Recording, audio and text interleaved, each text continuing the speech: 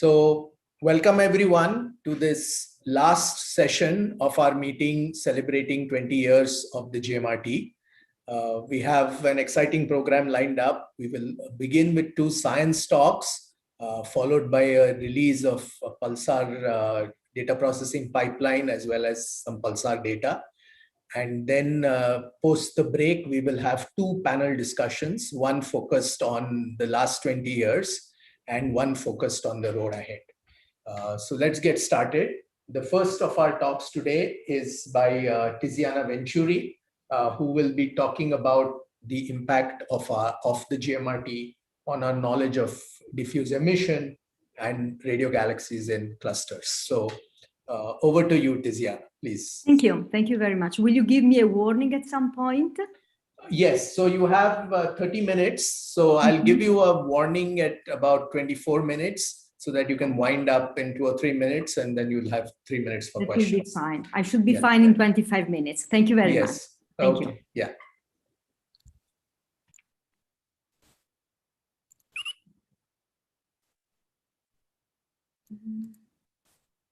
Okay. Can you see my screen? Yes, it's full screen. Yeah. Okay. Thank you very much. Okay, so first of all, I wish to thank the organizers for giving me a chance to talk about the impact that the Gmrt had and actually still has on our knowledge of diffuse emission in galaxy clusters associated with the intracluster medium, but also to the radio galaxies themselves. So I think I should first point out that the Gmrt is really ideal for this type of study. First of all, it's a configuration with long baselines and a compact core, which includes 14 telescopes in a small region, which is, I think, 1 square kilometer, provides a very good range of angular resolutions, a very good UV coverage, and most of all, a broad range of simultaneous angular resolutions, which is, of course, critical because this way you can really map simultaneously large scale and small scale features. Then the frequency coverage of the Ugmrt is really ideal. Nowadays, it is basically a seamless frequency coverage between 120 to 1450 megahertz, which is really ideal for diffuse emission for steep spectrum synchrotron sources. And then finally, of course, it's the sensitivity which the instrument provides, which reaches the microjansky level throughout the frequency range and throughout the angular scales. So this is really critical, and these are really perfect features for the observations of diffuse radio sources with steep spectrum. Here on the bottom right, a typical synchrotron spectrum of radio sources is shown, and the frequency which the Gmrt covers intercepts a very important part of the spectrum of these sources, because it's the region in the frequency space where you start to see the aging of the electrons. So you can really map both the injection spectrum and the synchrotron losses to have a complete picture of the evolution of the radio sources. So going in a little bit more detail on the diffuse radio emission in galaxy clusters, well, we know, and I think that what we know now, and many of the statements which I have in this first slide are actually the outcome of the Gmrt, and they are already the heritage of the Gmrt, as I will show in the next slides. So we now know that an increasing number of galaxy clusters host diffuse radio emission in the form of megaparsec scale steep spectrum sources. These sources are broadly classified as halos if they are centrally located and coincident in morphology and extent with the X-ray emission coming from the intracluster medium, or they are classified as relics when they are located in the outskirts, most of the times really at the edge of the X-ray emission. Both of these types of sources have very low surface brightness, which is of the order of microjansky per arc second square. And in all cases, they pose what we know as the diffusion problem. In other words, the very large scales that the electrons need to distribute into to provide, to reach this megaparsec scale size is at least a couple of orders of magnitude higher than the radiating time of the electrons. So for this reason, to explain these very large sizes, some form of reacceleration needs to be invoked. In the early 20s, the so-called turbulent reacceleration model was proposed, and this model assumes that during the formation of large-scale structures in the universe, so while massive systems form, this formation goes through stages of merger and accretion. And during these events, which build up what is called as the merger tree, which is shown here in the bottom right image, energy accumulates in the intracluster volume, and part of this energy, this gravitational energy, is channeled into turbulence, and either in the forms of shocks or turbulence, merger events provide the reacceleration which is necessary to give rise to these large-scale sources. A third type of radio sources associated with the intracluster medium in galaxy clusters are mini halos. They are smaller in size, but they still pose the diffusion problem, and they still need some form of reacceleration.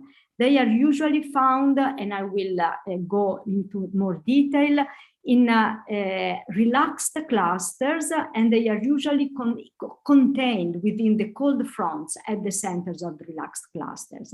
In these cases, the reacceleration origin for these sources is thought to be sloshing, so a more gentle form of reacceleration, which is mainly due to motions and oscillations of the intracluster medium within the clusters themselves. Just to put this topic into a sort of timeline context, the first large-scale radio source in a galaxy cluster was discovered in 1959 in the Coma cluster. So the Coma halo is really the prototype of these sources, and as a matter of fact, the first source which was discovered. But still 35 years after this discovery, we were only dealing with the 6 radio halos. And a few years after, in 2002, after the advent of NVSS, which was really an ideal type of survey for this type of research, only 2 more additions were made. So in 2002, we were aware of 8 radio halos. And at that time, even at the very early stages of the turbulent reacceleration model, the first correlations between the dynamical state of the cluster and the diffuse emission were started, and correlations between the dynamical state of the cluster in the form of the P1 and P0 moments and the radio power were attempted. Then, at the very beginning of the years 2000, the turbulent reacceleration model was proposed, and in 2005, we actually started the Gmrt radio survey. So basically, this is the time when this type of investigation really changed somehow its pace. The very first proposal had the main goal to test the prediction of the reacceleration scenario with a statistical approach. So by means of a reasonably sized sample of massive clusters, and these were 27 clusters in the original sample.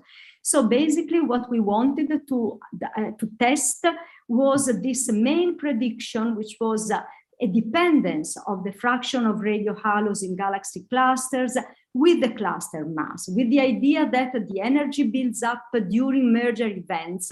The model makes some predictions concerning the mass which is needed to have at least the enough energy injected in the volume to have radio halos. And so we expected some dependence of the number of halos depending on the cluster mass. The model was also predicting some sort of peak emission of radio halos in the redshift range 0.2 to 0.4, which is a compromise between the energy injected in the clusters during their formation and a reasonable size of the volume which could be covered by the observations. I will not go into the details of how the observations were carried out, but I just wanted to go through the headlines and through the results which were obtained and which really set the impact that the Gmrt had and still has in this area. So first of all, on the occurrence, we wanted to test that indeed the more massive the clusters are, the higher the probability to observe a radio halo. Indeed, that was proved and that was confirmed. This plot here on the left show different types of models as lines, and which show that more massive systems can host a higher fraction of halos. And this was the lines that correspond to different redshift ranges. And the dashed areas here show the outcome of our survey. Basically, at the very end, in the end, we surveyed 65 clusters, which really shows that we detected a higher fraction of halos in massive systems. And this fraction drops when you start to reach 10 to the 15 solar masses. Actually, this type of analysis is now continuing with more recent investigations. Now the observational capabilities of the instrument allow to go much deeper in sensitivity, so we can survey and people can survey much lower mass ranges. And indeed, this plot on the right shows a continuation of this work, and we can now prove the model down to a few times 10 to the 14 solar masses. And indeed, these predictions are still finding a very strong confirmation. A second major result is what we called and what is now referred to as the bimodality. In other words, we sort of quantitatively assessed the statement that radio halos are not ubiquitous in galaxy clusters, but galaxy clusters either host a radio halo, and if they do, then the radio power of the halo very well correlates with the X-ray luminosity or the mass. Both of them are indications of massive systems. If they do not host a radio halo, then the upper limits, which was a way to really exploit the information of the Gmrt, even in those cases of the non-detections, the upper limits populate a completely different part of the diagram of the plot, and they are located well below the correlation. We now know, and this is the outcome of the Gmrt investigations, we know that clusters on the correlation, so with positive detections, are always merging systems. Clusters populating the upper limit cloud are most of all relaxed systems.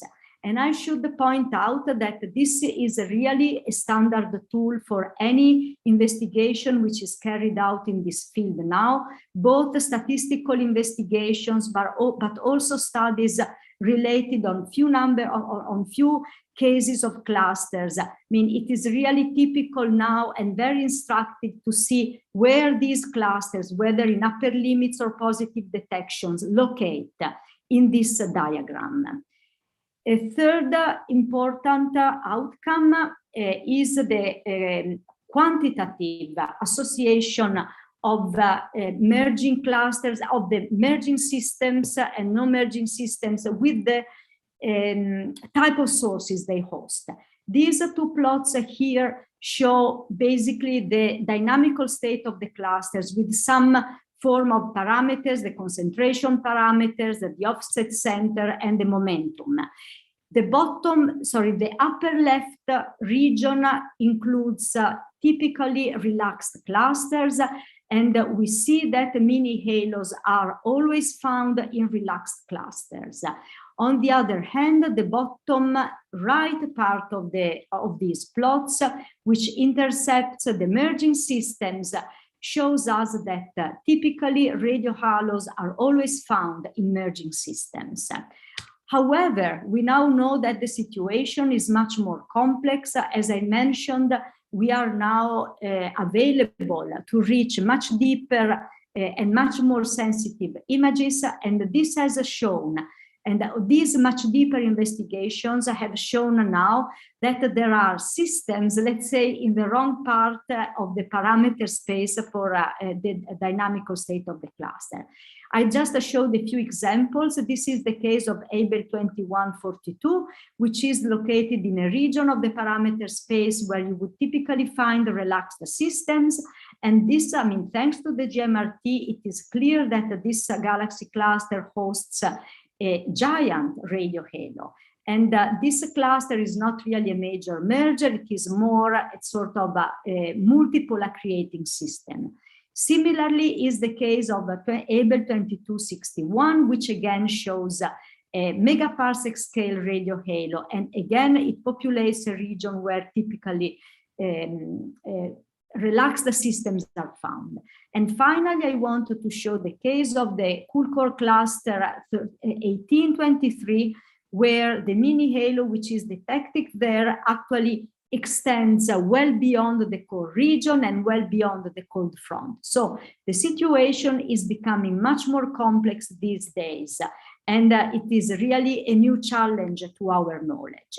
Finally, the last result which I wanted to show is the discovery of the so-called ultra-steep spectrum radio halos.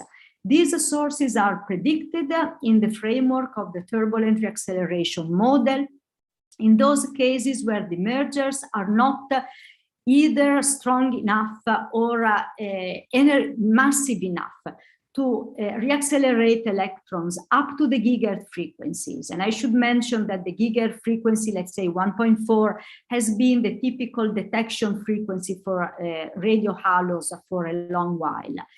But at the same time, they could still provide enough energy to reaccelerate electrons to be able to be shown at frequencies of the order of few hundred megahertz. The first detection was the the case of Abel 521. I should say that that was detected at 240 megahertz with the Gmrt. I should mention that I think that not many ultra-steep spectrum sources are known, at least compared to what are expected from the turbulent reacceleration model, but I am very confident that both Ugmrt and LOFAR will soon increase the statistics in this respect. Then going to the outskirts, surveys of large samples of clusters in search for radio relics were started soon after the Gmrt radio halo survey, and these have also been extremely successful in clarifying the origin and the nature of relics located at the outskirts. I should say that for these studies, the very high angular resolution of the Gmrt at low frequency has been really crucial. I mean, first of all, it has allowed to spatially resolve the narrow relics and has revealed that a lot of fine structure is present.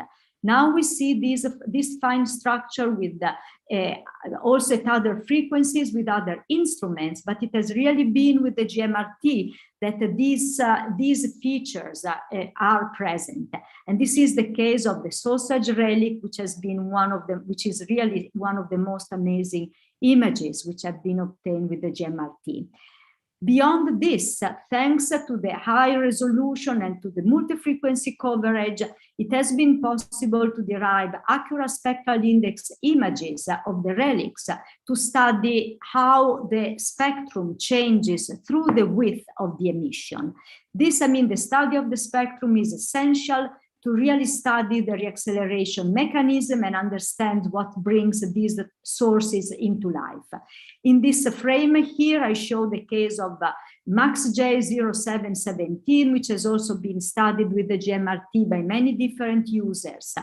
And a combined Ugmrt and VLA study of the relic and its parts shows an incredibly steep and power law spectrum over almost 2 orders of magnitude. And this, I think, is an amazing result, which tells a lot of what can be done these days. The observations of large samples of clusters in search for relics has also provided many new discoveries. I mean, the number of relics has really increased thanks to the Gmrt, and it has also allowed the detection of diffuse peripheral steep spectrum sources with very complex morphologies and very challenging classification. This is just the case of one of those, J1515, in the VLSS, which was the detection, the sort of detection source for the survey for the sample. And these are the Gmrt observations at 610. So this is really something new which has opened up, and which is continuing now. I mean, here in this plot, I just wanted to show in numbers the impact that the Gmrt surveys, the many surveys and also individual observations have had on at least, I mean, not only on the physics, but also on the numbers, which allow us to really carry out our investigations. This line, this dotted green line, shows basically the time when the Gmrt started to be used for these investigations, and it clearly the plot clearly shows that we only had a handful of sources known before these studies started, and now after 15 years, which is really not so much if we consider 6 sources after the discovery of the coma halo after 35 years. These numbers are more than an order of magnitude higher.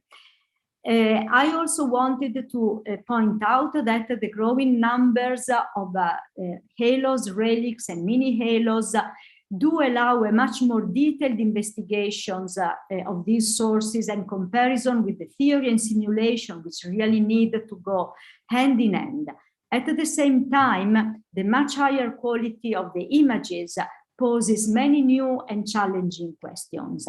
This is just one of the examples. I think it's a prototypical case, which is the outcome of the LOFAR and Gmrt investigations of Abel 2034, which shows that not only halos as we know them and the possible relics as we know them are present in galaxy clusters, but there is a huge deal and a huge number of diffuse radio sources which show up at low frequency, whose origin and evolution is really unclear, and it is really, let's say, a field of investigation which has just started, and it is going to lead very, very far. I also wanted to mention a few words on the impact that the Gmrt had in our knowledge and understanding of radio galaxies and groups in relation both to the restarted activity and the AGN feedback. Yesterday, Jaraya mentioned the impact of the Gmrt on large radio galaxies, so this gives me the opportunity to skip that and just go directly into these 2 topics. And I should point out here that one of the other major observational parameters that the Gmrt has is the very high angular resolution at low frequency, providing an extremely good match with the Chandra. And this has really completely changed our view of what happens at the centers of groups of galaxies. Concerning the recurrent activity in radio galaxies, recurrent activity is difficult to spot in isolated galaxies, and this is because the lobes expand, and due to adiabatic losses, at some point the diffuse emission simply fades away and we just cannot detect it. But if these sources are found in at the centers of groups or at the centers of clusters where the intracluster medium is able to confine them and to contain the adiabatic losses. Then the relativistic plasma can survive for much longer.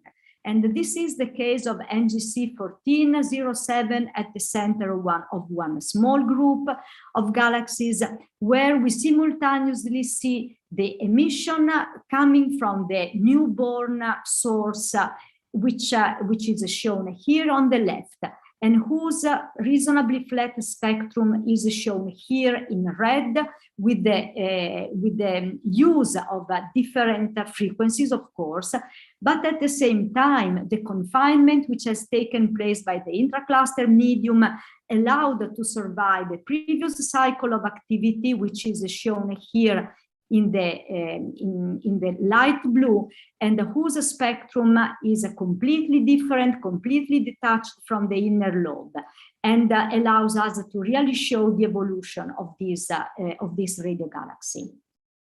The detection of recurrent Tiziana, we are at the 25-minute mark now.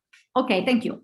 This galaxy cluster here, the NGC 44, also shows that the multiple detections have had an incredible impact on the intracluster medium itself. So really IGN feedback.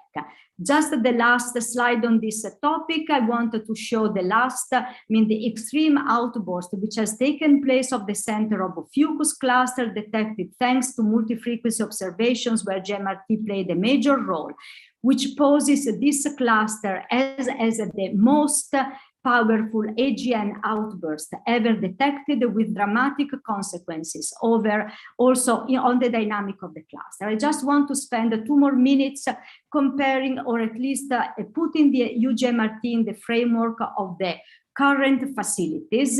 This is, and in particular, I wanted to show the synergy with MERCAT, ASCAP, and LOFAR. This plot is not very nice. I know that I could have done better, but I just wanted to show the common visibility between the Gmrt and the other instruments. We know that the Gmrt has exactly the same visibility as the VLA, but it also has extremely good visibility with LOFAR in the northern sky and with ASCAP and MERCAT in the southern sky. The combination of these instruments provides extremely sensitive observations from few from few arc seconds to tenths of arc second angular resolution. This is already exploding the science which can already be done. And here I just placed some examples. For instance, the revived tail of what are now called gentle reacceleration radio tails, combining LOFAR and Ugmrt, where it is now, this part of the source here, which is here, shows that the reacceleration possible thanks to the cluster environment. Here, this middle panel shows a case of a head-tail radio galaxy whose tails have been somehow disrupted and are culminating in a bar. And it is now thought that these sources, which are becoming more frequent in the periphery and in the center of galaxy clusters, can be due to interaction between radio galaxies and the intracluster medium in terms of shocks and other types of turbulence.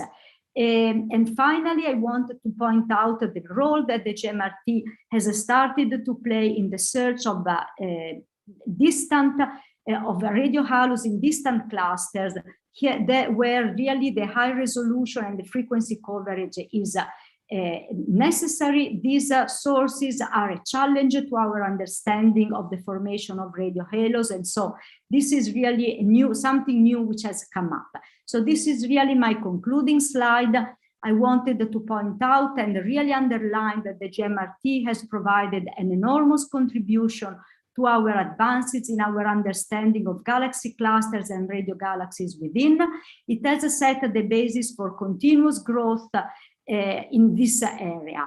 And as I mentioned, that the parameter space, which is covered by the Gmrt in terms of frequency, angular resolution, sensitivity, and frequency coverage, and UV coverage, is really, is sure to continue this type of investigation. And I already showed that the synergy with the new and the other SKA precursor and pathfinders is already showing new views and new challenges for in this area. And I really wish long life to the Gmrt. And thank you for your attention. Thank you.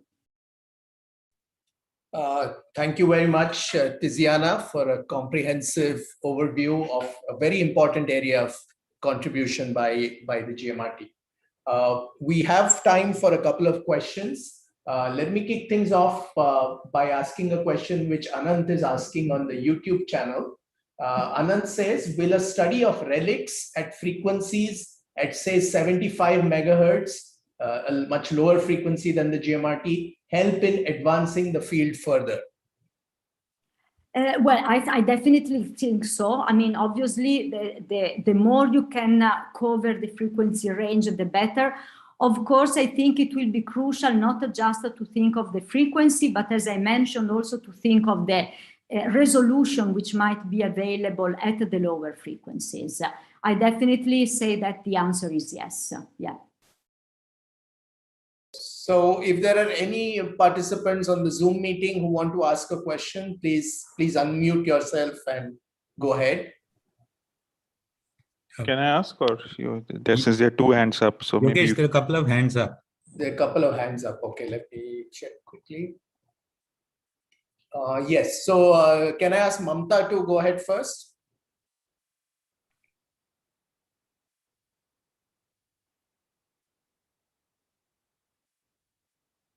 Mamta, are you there?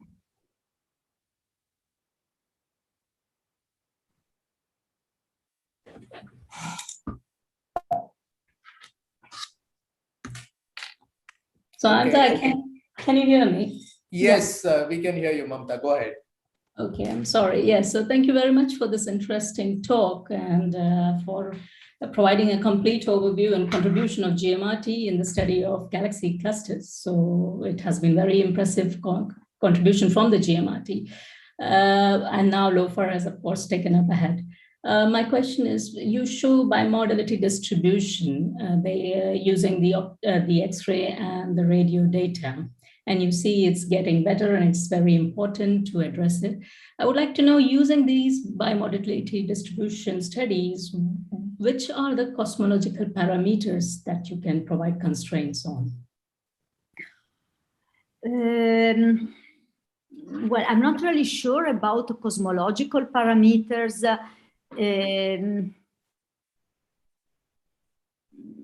Well, honestly, I'm not sure that cosmological parameters. I mean, of course, you have the models. I mean, you use the cosmology in the models.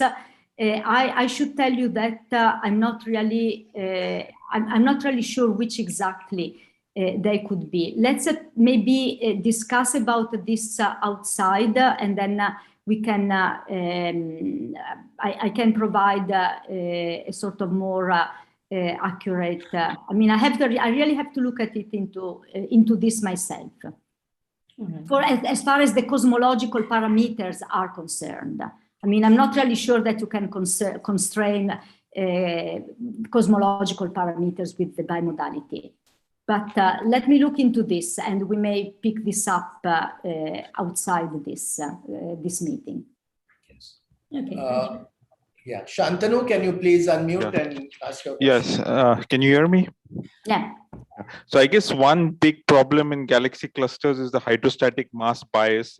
To understand the non-thermal contributions of pressure to galaxy cluster mass, and there's a whole bunch of I think predictions from simulations. So I guess, can these radio observations shed more light on that? Because I would think they would be much more sensitive to these non-thermal pressure contributions. And can you sort of directly test things like the Shi-Komatsu model and other such models? I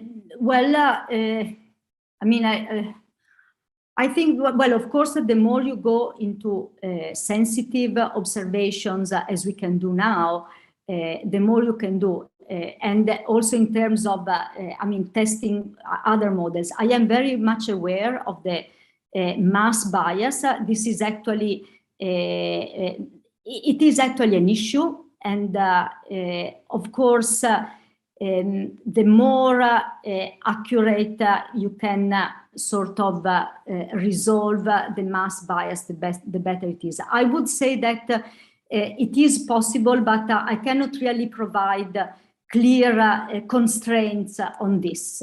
I see that, I mean, if I look at the more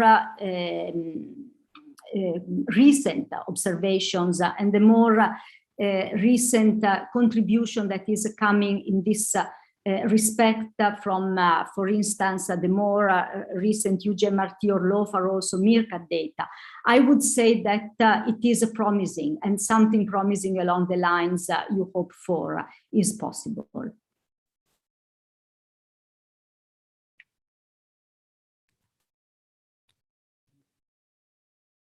Okay, thank you, Tiziana, for an excellent talk once again.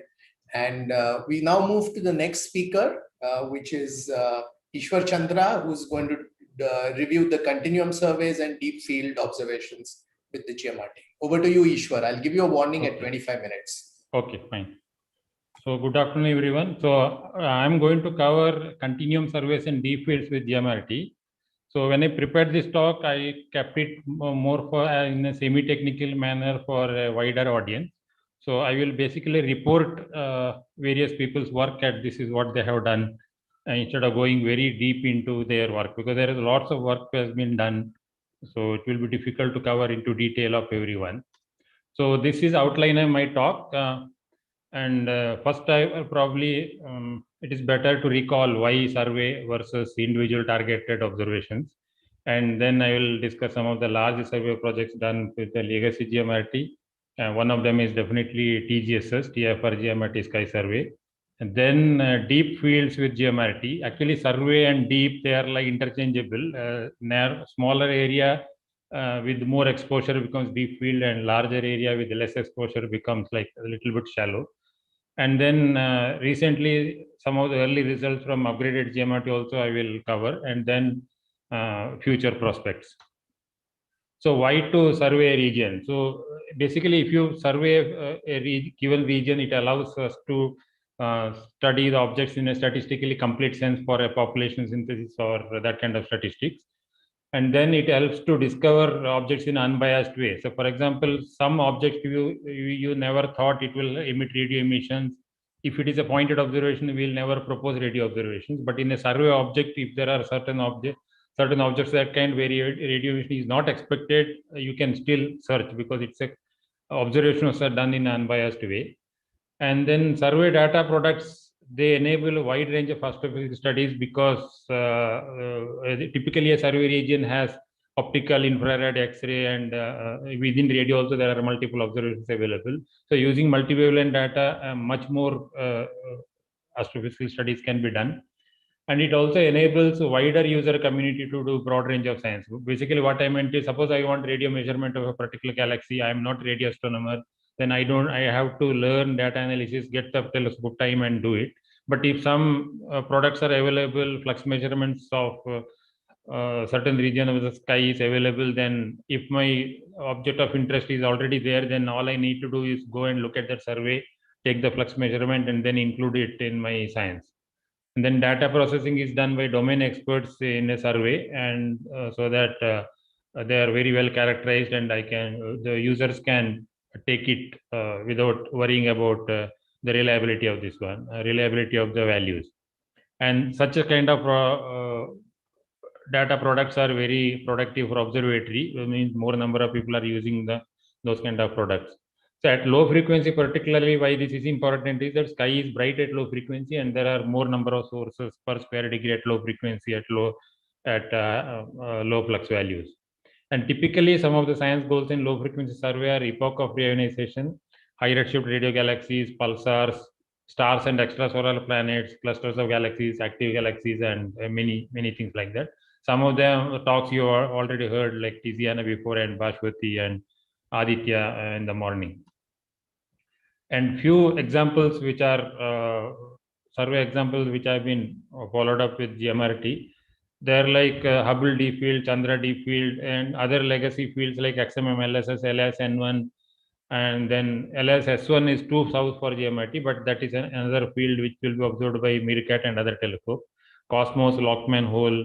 So all these fields are like a few degrees to few tens of degrees. They have something special because either they are the low infrared background or low very region where there are no bright optical sources, so that deep optical data can be obtained, or a region where there are no bright radio sources, so very deep radio image can be done. So all these regions have plenty of multiwavelength data. So people observe them with certain wavelength which is missing to make a complete picture of that. And Cosmos is one example where it's a area-wise it's a relatively small area, but it has wealth of data from X-ray to millimeter wavelength. And there are also some other surveys like Deep-2 survey, for example, it specializes on spectroscopy redshift. So Deep-2 survey has a lot of spectroscopic redshift around redshift of 1, with a special reason to study star formation history at redshift around 1 from the Keck. So many of these things are also observed at low frequency with Gmrt. So to begin with, I think this is Cyril Tasse and group. They have observed XSL field in around 2004 to 5 in that time at 610 and 230 megahertz. This is one of the early survey projects, and this field was chosen because there are already VLA 74 megahertz and 325 megahertz observations available. Also VLA first and NVSS also available. So with the 240 and 610 megahertz, there is some 5-6 radio frequencies are covered, and they did source count, spectral index analysis, and fitting synchrotron radiation models where several sources are discovered in several bands. And the same field was observed for more observation done on the same field, total 192 hours of time, with the final RMS ranging from 50 to 200 microjansky. And there is a series of papers on Excel survey by the team, which with science of like studying environment, galaxy environment, evolution of radio level AGN, faint radio sources, and star formation estimate of galaxy, etc. So, and another field was, this is also another early mosaic observations which mosaic the Gmrt images by Timothy Garn and Dave Green, that team. I think we were involved in a lot of calibration and other things. We were also continuously in touch. Some of us are in touch with that team also. And this is one of the reasonably early deep survey with about 30 microjansky per beam RMS at 610 megahertz, covering 4 square degrees at a resolution of 5.8 by 4.5 arc seconds. So this complements existing radio and infrared data available for this region. So I'll show the image. This the top is the Gmrt 610 megahertz image. Bottom is a VLA 1.4 gigahertz image. So you can see that they are very well complements each other, and we can get spectral index estimate between 1.4 and 610 megahertz for faint radio sources for the first time. And Lockman hole is another field which has been followed up by a large number of teams like Garnett all, then Robbie Wiesen and Ido Ibar and several others. And Garnett all, that team has observed it with reasonably shallow observations covering 8 square degree with RMS noise of 80 microjansky per beam. But the team from Robbie Wiesen and Ido Ibar, I think they have done the deepest image in 610 megahertz around that time in 12 years ago with RMS noise of 15 microjansky per beam. I think this was very well publicized around that time for the deepest image in 610 megahertz around that time. We were all aware of that. And this is that image. The top thing is VLA 1.4 gigahertz and bottom thing is Gmrt 610 megahertz, and with very deep image covering enabling study of sub-millijansky sources. So this team has produced several papers on radio FIR correlation, star formation history, sub-millimeter galaxies, nature of faint radio sources, sub-millijansky sources, etc. Something like half a dozen papers were written based on this Gmrt data.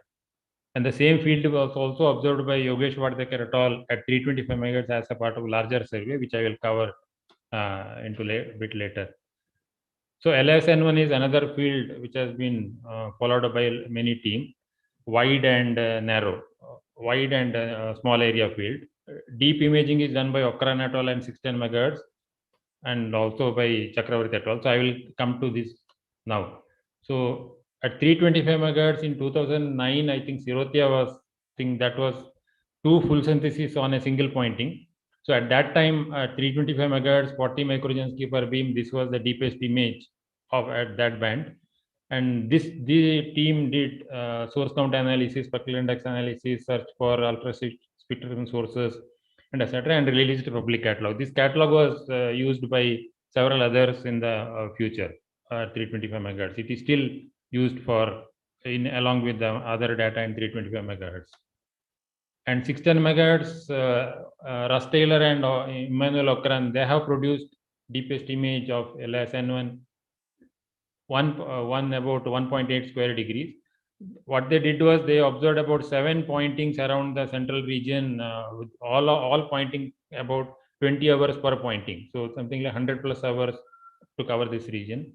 The best RMS in the central region is about 7 microjansky per beam from legacy Gmrt in the central region, where the central pointing had about almost 30 hours on source time. And this is that image. So this data also produced some interesting papers like alignments effect and standard like source count analysis and relative fraction of the starburst galaxy versus AGN as a function of flux density, to show that at low flux density starburst galaxies dominate, and at high flux densities AGNs, number of AGNs are, and the percentage of AGNs are higher. So those kind of analysis are done with this LSN1 deep field. And LSN1 wide is about 12.8 square degree, 52 pointing and 610 MHz, about 2 to 3 hours per pointing. And this was taken between 2010 to 17 by Dave Green and Russ Taylor with several series of proposals. And this data was analyzed by CASA-based pipeline when I was in sabbatical. Then I took this as a test case to develop a pipeline for Gmrt data. So the final image of this product was with 6 arcsecond resolution common beam and 40 microjansky per beam. The previous analysis had 60 microjansky beam and also was not sensitive to extended emission. So the pipeline modified me could detect, retain the extended emission as well as improve the RMS by factor of 1.5. So this is that image. This is that image published on this LSN1 wide with RMS noise of 40 microjansky per beam. This 90% of the sources have at least photometric counterpart because there is lots of multivalent data available. And we also released the online catalog which has 6,400 sources. This is being used by other people. And in this whole field, we also discovered 6 new giant radio sources, with 3 of them have redshift about 1 or higher. Some, not all of them have spectroscopic redshift, but so it is the redshift has to be taken with a pinch of salt. So, but this implies that a population of giant radio sources may be more common, at least the number density, 1 per every 2 square degrees. And we also found several candidate relic radio sources. So these are the giant radio sources discovered from this field. And at the end of, after this image was made, we conducted a 2-day workshop on science with the LSN1 field. We came up with over 20 projects, but some of them are done. Many of them are yet to be done because there are only limited number of people. So one of them is discovery of a relic radio source. This was already published. And a peculiar halo source is in advanced stage of preparation. We already took extra data from Ugmrt band 3, 4, and 5. And then is another paper on atypical radio source. This is also in like advanced stage of completion. And then several machine learning projects are also taken up from this thing. So why I'm showing it is this demonstrates the power and potential of deep fields. With one data set, so many projects can be done from a single data set. So I also want to mention that the same field was observed by Chakravarti et al. Team, the IIT Indore team at 325 MHz for cosmological purposes. And this has been probably reasonably one of the deepest image in band 3 with RMS noise of 15 microjansky per beam from about, I think, 20 hours of observing time. Their primary goal is epoch of reionization and background subtraction, etc. But they also worked on faint radio source population, spectral index of faint radio sources, etc. Now coming to more wide area projects. Wide area survey of XMMLSS, Lockman Hole, and LS N1 were carried out at 325 MHz under Indo-French collaboration. This is one of the major projects with Gmrt. Total 200 plus 226 hours were allotted, and with Yogesh Vardekar as Indian PI and Alexander Bellin as French PI. So the science goal is to combine Gmrt, Hermes, and SURF's data and optical data to study AGN feedback, separate starburst AGN population, identify obscured AGN, radio FIR correlation at high redshift, identify high redshift radio galaxies, and several science goals like this. This project was rated, just to inform you that this project was rated excellent by the CEPIPRA team for the range of science produced by the team. So this is the image on the right side is the grayscale is the Gmrt 325 MHz image with the RMS noise about 150 microjoules per beam over 12 square degrees. And the color circles are like Swire, SURFs, and then VLA, VVDS field, and CFS, TLS, etc., where more deep data are available. And several papers came out of this project, like Singh et al. 2014-17, with about ultra-C spectrum sources, infrared faint radio sources, etc. Basu et al. Discussed about radio FIR correlation. Tamana et al. They discovered a giant radio source in this field. So just to mention one of the thing is about that infrared faint sources in this field. I think for the first time, this team found that IFRSs at redshift more than 3. These are spectroscopic redshift at more than 3. This is published in 2017. Now coming to TFR Gmrt Sky Survey. So Sky Surveys, Gmrt, the Sky Survey was one of the primary goal of Gmrt.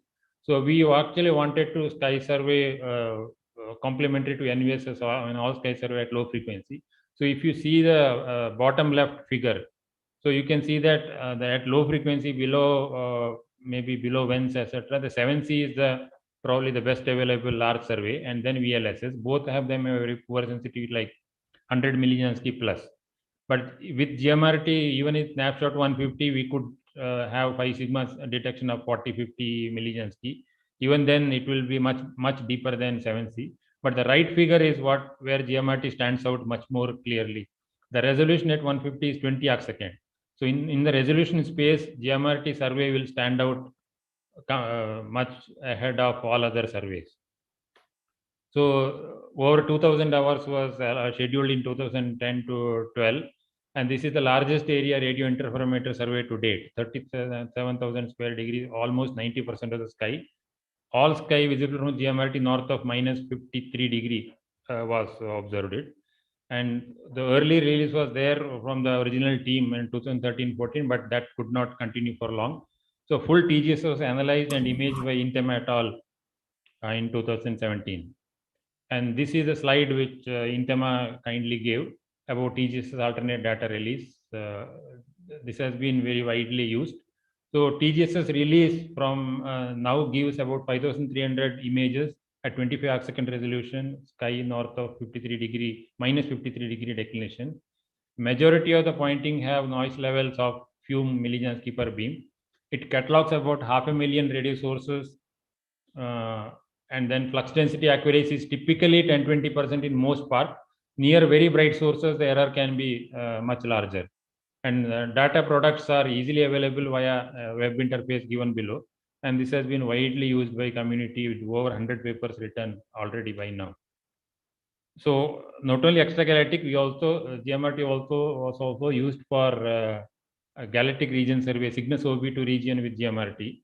So Cygnus OB2 is one of the rich regions with lots of interesting objects like protostars, young massive stars, colliding in binaries, etc.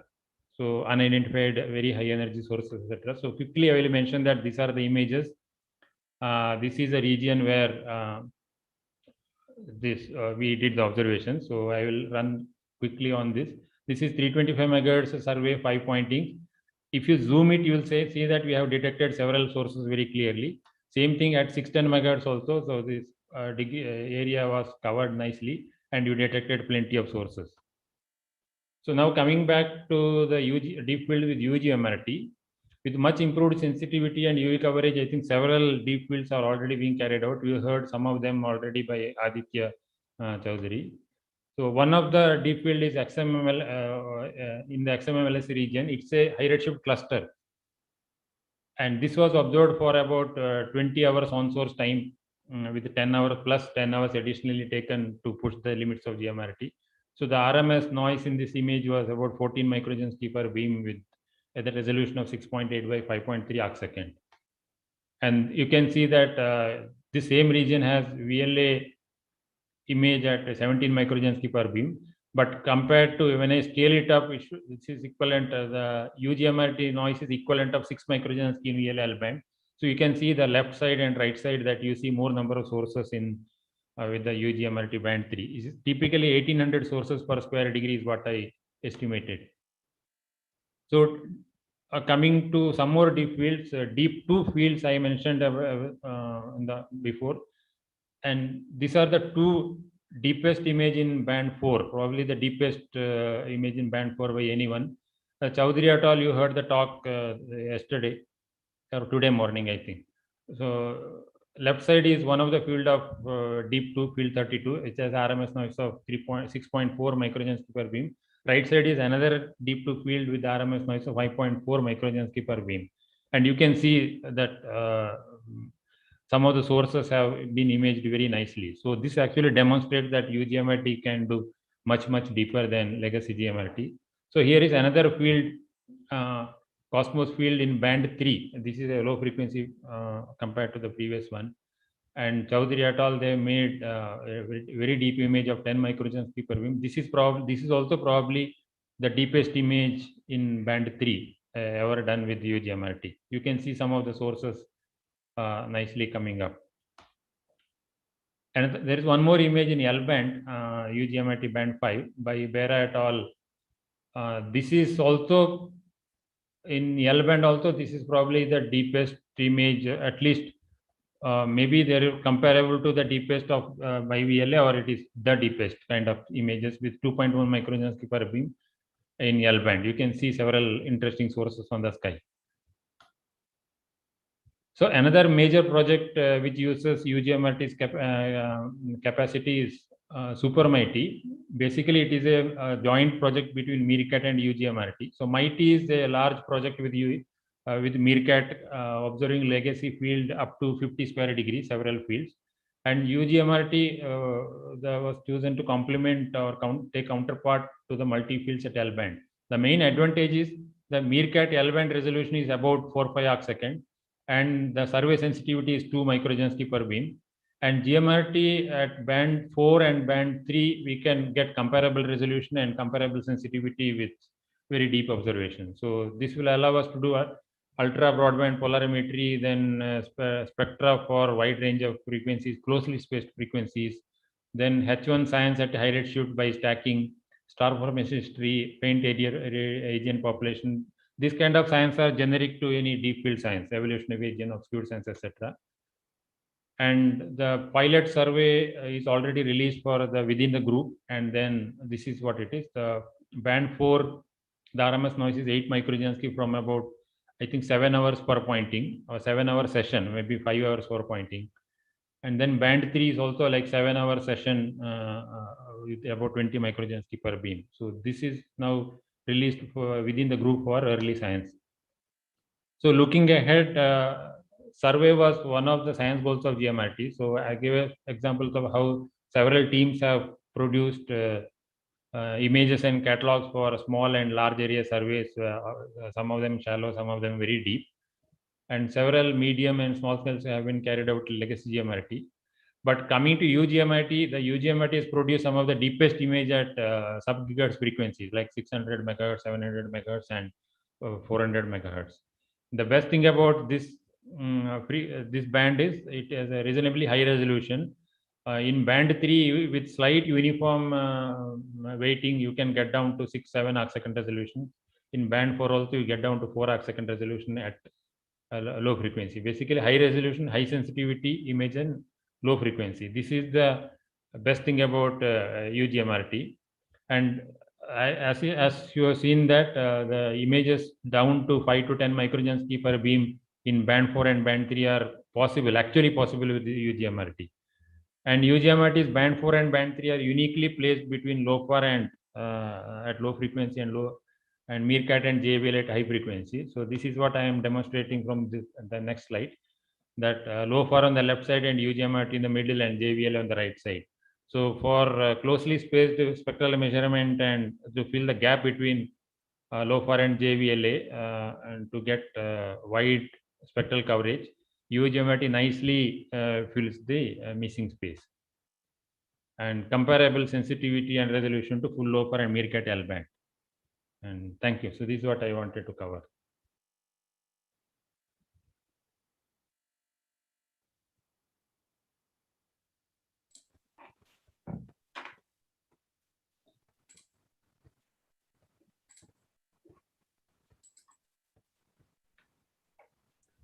We seem to have lost Yogesh or what? Yeah. Yes, sorry, I forgot to unmute myself. So thank you, Ishwar, for finishing in exactly 25 minutes. So we have time for questions. So please raise your hand if you would like to ask a question. Yes, I have a quick question. Yeah. Yeah. So Go ahead, you've Mamta. shown wonderful images, deep images from the Gmrt. That's great. Did you do any or produce any plot of the distant galaxies that you are discovering with these deep images? I mean, what redshift, up to what redshift have you detected? So redshift actually, for high redshift galaxies, we actually use, as you know, the stick spectrum criteria, right? Yes.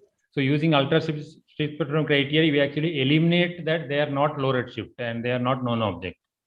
After this is the bottleneck. After that, we need to get, once we know that these are not low redshift, these are most likely to be high redshift because redshift is not available in the standard available data. Then we actually need deep pointed observation. So this is where it is missing. So right now, the papers published with that XMML system by Singh et al. And IFRS, etc. So most of them are limited to showing that these are not low redshift, these are not known, redshifts are not available in the existing optical data. So therefore, this is likely to be high redshift. At that point, I think it was stopped. There is no exact measurement of high redshift thing because that requires very, very deep optical spectroscopy. That's the limitations in discovering high redshift radio sources. Okay, thank you.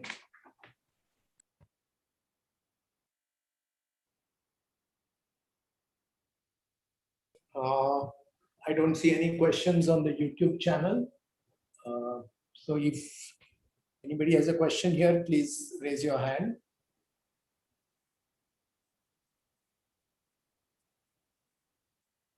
So if not, let's move on to the next speaker, which will be Bhalchandra Joshi, who's going to tell us about PINTA, a pipeline for pulsar observations, and the first data release from the INTTA. Over to you, Bhalchandra. Yeah, we can see your screen. It's yeah. not full screen yet.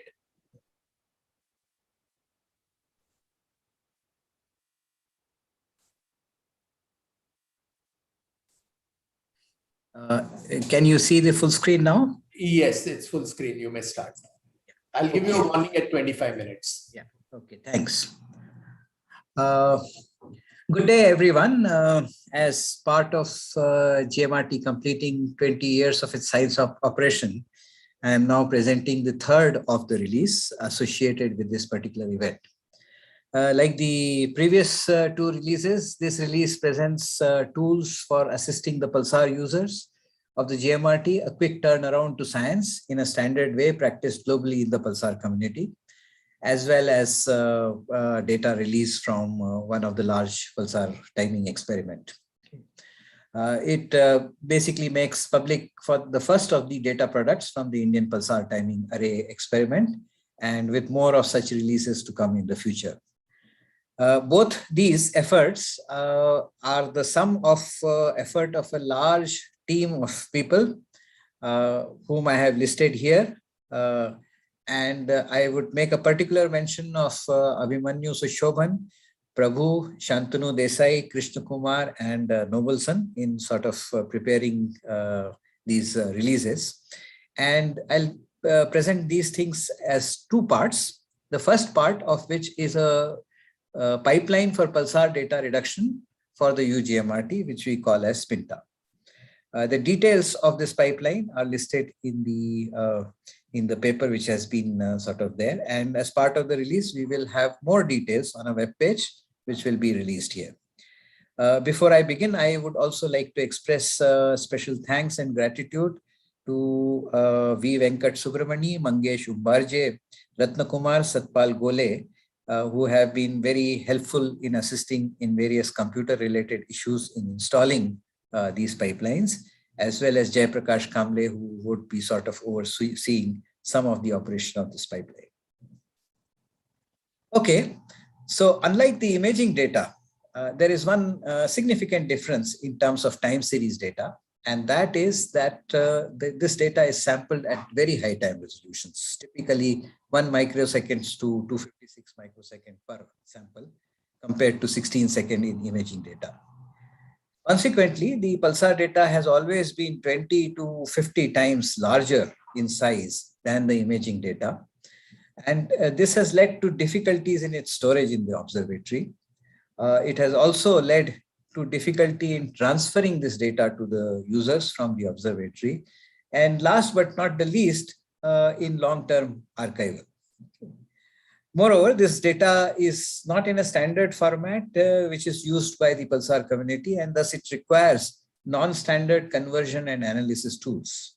And this has been one of the major obstacles in expanding the pulsar user community for the Giant Meter Wave Radio Telescope, and also in terms of producing science or having a very small science turnaround time. It sort of the science turnaround is delayed because of non-availability of these tools.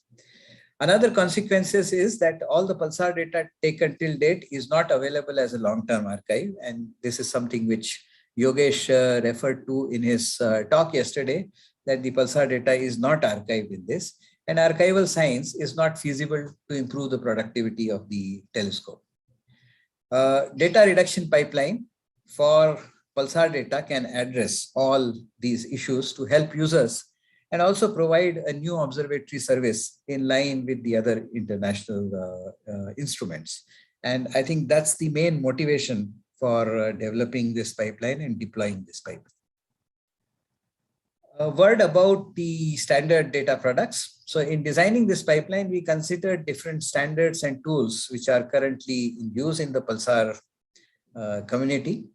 Of these, the Pulsar FITS format, which was first conceived in a satellite meeting of the International Astronomical Union General Assembly in Sydney in 2003, seemed to be the most suitable for the following reasons. First of all, it follows the astronomy standard FITS format. Most other pulsar formats which are available, such as filter bank, Presto, PFD, etc., can be readily converted to this format. It is also readable in most popular pulsar software packages. And also a suite of extensible tools is available in Pulsar Chai for various analysis with post-processing tools such as and interoperability with Pulsar software such as Tempo, Tempo2, and Pint, etc. Finally, and most importantly, it is readily readable and manipulatable in Python, providing extensibility in terms of developing new tools and so on and so forth. The details of this format are given in this publication, which is listed here on the top where my cursor is. Okay, Hotan et al. 2004. So PINTA basically reduces the raw data to this particular format. This is the block diagram of the pipeline. And it basically takes the raw data and timestamps and reduces it to the pulsar FITS or timer profile. And the reduced output is a collection of folded profiles in each of the subbands for sub-integration of specified durations. Okay. Before doing this folding, the data is first mitigated or filtered for RFI using two different techniques. On the left-hand side, the block diagram shows the technique called GP tool, which is used for this. And on the right-hand side, there is a technique called RFI clean. And both these techniques together are helpful in removing narrowband, broadband, periodic, and bursty RFI from these things. And having two different techniques allows you to sort of deal with different kinds of RFI. The time series is then folded to sub-integrations using known Pulsar ephemeris or Pulsar par files into the timer format and so on and so forth. And finally, period and DM search is carried out around the expected period and DM to produce a summary output which can be examined visually for a quality check. So, so the pipeline can actually process total intensity data from the Gmrt beamformer for incoherent array, phased array, as well as real-time coherent de-dispersion mode. Okay, and so far in the last 3 to 4 months, it has been extensively tested for all UGMRT bands for different bandwidths and different number of channels. And it affords, in the typical case, a reduction by a factor of 240. So if one takes a typical data sampled at 81 microseconds with 1024 channels, being folded to 256 bins across the pulse profile for 10 seconds of integration, the reduction is of the order of 240 times, essentially converting a 84 gigabyte per hour data to 360 megabytes of data. So one can see a significant reduction. The produced archives are useful for an entire range of pulsar studies, such as single pulse studies, pulsar timing, dynamic spectra and scintillation, scatter broadening, and even for simple pulsar searches, such as search for magnetas and high energy sources and so on. This current release is for total intensity data, but a polar mode as well as a mode for legacy GMRT is in an advanced stage of testing and will be released in the near future. The pipeline requires basically the setup which the astronomer has used, and this is usually picked up from things like files like observer's log or astronomer setup. And this setup can then be encoded in an input file called pipeline in, which is shown here in the screenshot, which essentially gives the raw data file name, the timestamp file name, as well as the local oscillator setting, bandwidth of the observation, number of subbands used, sampling time, and so on. Okay. In order to deal with RFI, depending on the method used, two more files are required, either a file which specifies filtering parameters for GP tool called gptool.in, or a file requiring similar parameters for RFI clean. And for folding, you need the ephemeris of the pulsar, which can be obtained either from the pulsar catalog, or if the user has an updated ephemeris, the user can use his or her own ephemeris. The outputs of this pipeline are, first of all, the primary output is the pulsar fits data products. But in addition to that, there is also a summary PDF which can be visually viewed, and it's useful for doing basic checks whether the pipeline ran properly or not. In addition, there is a host of diagnostic logs and the RFI mitigation statistics, which can all be used to sort of improve the processing significantly later on. Okay. The pipeline is invoked by a command, which a screenshot of that has been shown here. As I mentioned, there is a lot of logging information. So when the pipeline runs, it produces different types of, it checks various things and makes sure that the permissions for the files are correct, the files required are present, and so on. And also it displays the configuration, also the commands which are used. And finally, in case of errors, it flags out errors so that one is able to quickly sort of diagnose if the pipeline does not run. most of the time we have found that the pipeline stops only because some input was missing, and that can be checked from this. The RFI can also be sort of looked at, and this is one of the plots of the RFI clean, which is there in the diagnostic plots. Some data products. So the pipeline at the end of its execution produces for each source a summary plot. And two examples are shown here for Pulsar J1939 plus 2134. The plot on the left-hand side is the summary plot produced after the GP tool filtering, whereas the plot on the right is the summary plot produced after the RFI clean filtering. And there will be minor differences between the entire thing, but depending on the type of RFI, one scheme might work better than the other. And in the default mode of the pipeline, both the outputs are produced. So the user has the option to pick and choose whichever gives much better results. These summary plots are very useful because they are useful from the point of view of zero order sanity and quality checks of the reduced products, and whether the pulsar was detected properly or not. The summary plots are produced from the main output, which is the pulsar fits data products. And this can be visualized in different way using post-processing software called Pulsar Chive. So the plot on the left-hand side actually shows a time collapsed frequency resolved view of the data, whereas the plot on the right-hand side shows frequency collapsed time resolved view of the same data. And these reduced files can further be manipulated by post-processing Pulsar software such as Pulsar Chive, Tempo, Paint, or since these files are readily readable in Python, one could write your own utilities to do various kind of processing which one would like to sort of do on this. So this is the broad sort of introduction, and I hope I have given a flavor of the pipeline which we are going to release today officially. The current release, as I said, is already installed in a machine in Gmrt, which is called as Beam Data or FS4. And this installation, which is very well tested, is available to all users from cycle 41 onwards. And they can reduce this data themselves by logging into this machine. But the plan is that in future, the observatory will provide this as a service to reduce all Pulsar time series data from cycle 42 onwards, provided the user gives the specified integration time and frequency resolution.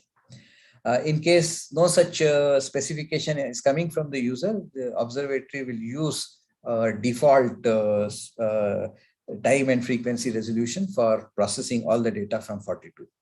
And the aim there, the basic aim there is to gear up towards a long-term archive, Pulsar data archive, which has never existed in the last 20 years of Gmrt. And I think that would be very useful going forwards. And the aims of that long-term archive are similar, and the utility is similar as was demonstrated and also pointed out by Yogesh for the imaging data yesterday. So something similar in terms of archival science can be done with the Pulsar data if this kind of an archive is available. Future extension, as I said, for legacy as well as polar observations is currently in testing and will soon be released. Okay. So that sort of brings me to the actual release of this.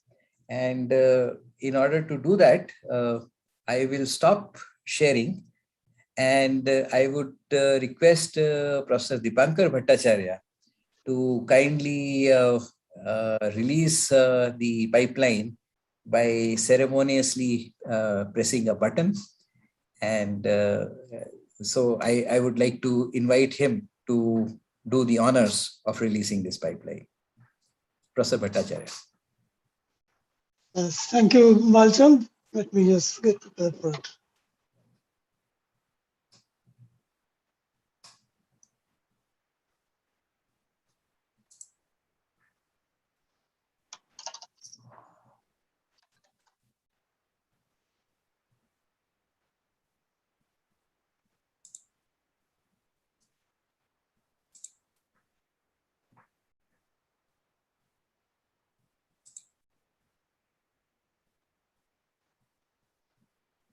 Is my screen visible?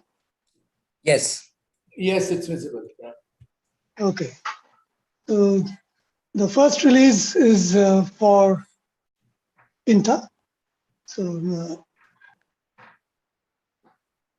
as Balchan described, it's an excellent addition to tools that Gmrt has created.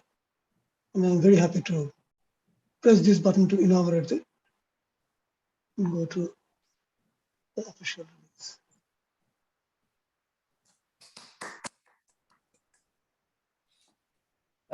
Thank you, Professor Bhattacharya. So what is visible is the web page where the details of this pipeline are there.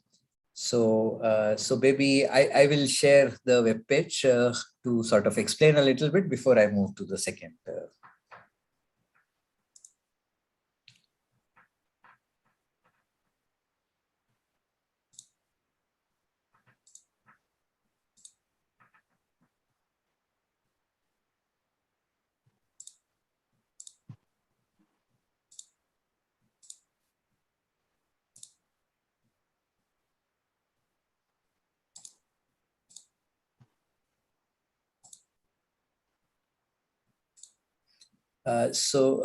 Is my screen visible? Yes. Yeah, go ahead. Yeah. So this is the web page and gives a basic description, and then there are links here. So the first link is about the details of the pipeline, which is described in this particular paper. So if one clicks on this link, you will get the details of that. The second link is if you want to download the pipeline. So this pipeline has been available on GitHub for now more than 6 months. It was made public in January 2021, but this is the first time we are officially releasing it.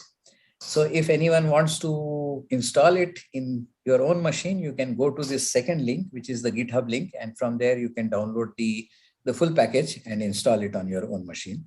I must just sort of also mention that it requires the typical Pulsar packages at the bottom of it, the Pulsar catalog, the DSPSR and Pulsar child. And to those of you who are expert Pulsar users, these packages are very familiar, but those need to be installed first. So there is a dependency on those packages. There is a detailed manual for using this particular thing, which if you click on this, brings up a PDF document, which one can actually go through and read and sort of do the data reduction by themselves. Okay.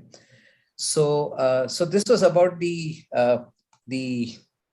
Pinta pipeline, the first part of the release. Now I'll go to the second part of the release.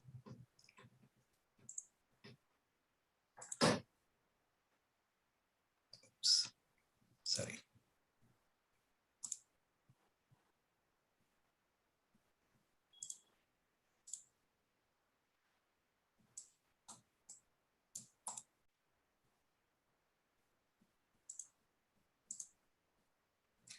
Okay, so the second part of this release is the release of the first data release of the Indian Pulsar Timing Array experiment with the Ugmrt.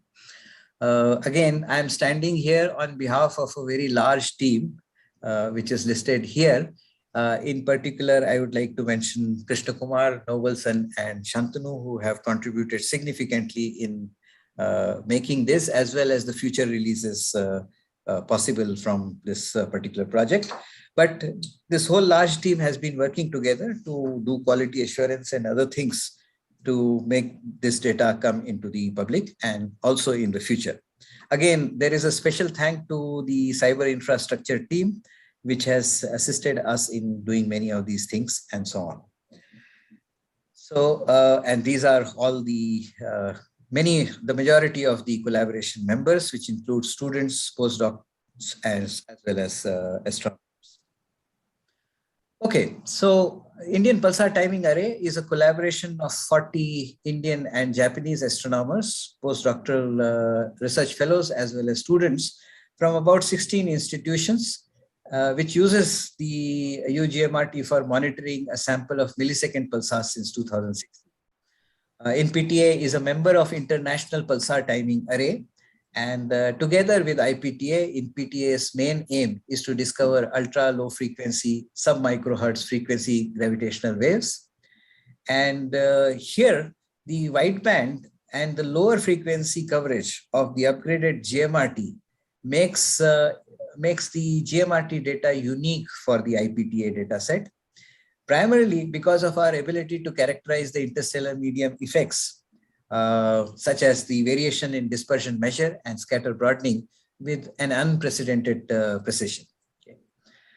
So thus it is expected that data combination with the IPTA dataset and other PTA experiments globally, once the Gmrt data is included in these data combinations, it will improve the precision of the gravitational wave experiments significantly. The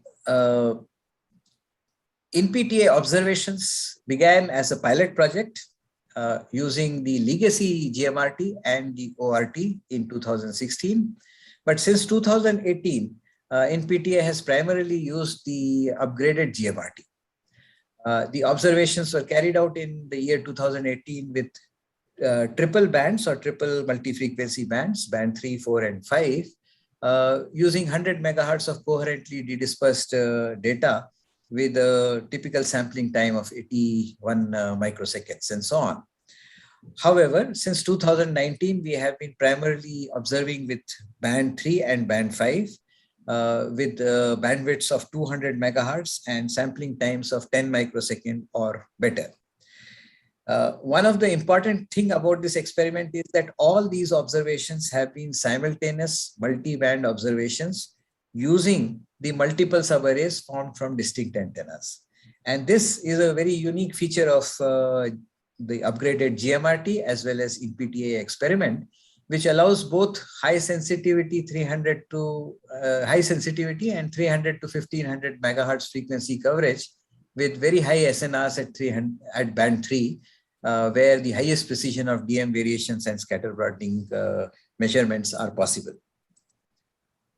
This slide shows the overall observing cadence and the observational data set in the Ugmrt experiment of the INPTA. In this release, we are including the 5 pulsars, which have been timed more or less continuously for the last 3 years and so. The basic objective of the data release are as follows. At the moment, the upgraded Gmrt is the only telescope in the world capable of simultaneous observations at 300 to 500 megahertz, as well as 1300 to 1500 megahertz with very high sensitivity. As the dispersion and the scatter broadening in the interstellar medium are steep functions of frequencies, these dominate at 300 to 500 megahertz, particularly in 300 to 400 megahertz band. At the same time, the high precision TOA is available at L band. When you combine with these, they provide us the capability of measuring dispersion measure with an unprecedented precision, as I said earlier, as well as correct for measurement bias and frequency dependent effects in measuring these effects. This consequently allows effectively separating the ISM noise, which is covariant with gravitational wave signal, from the PTA data set.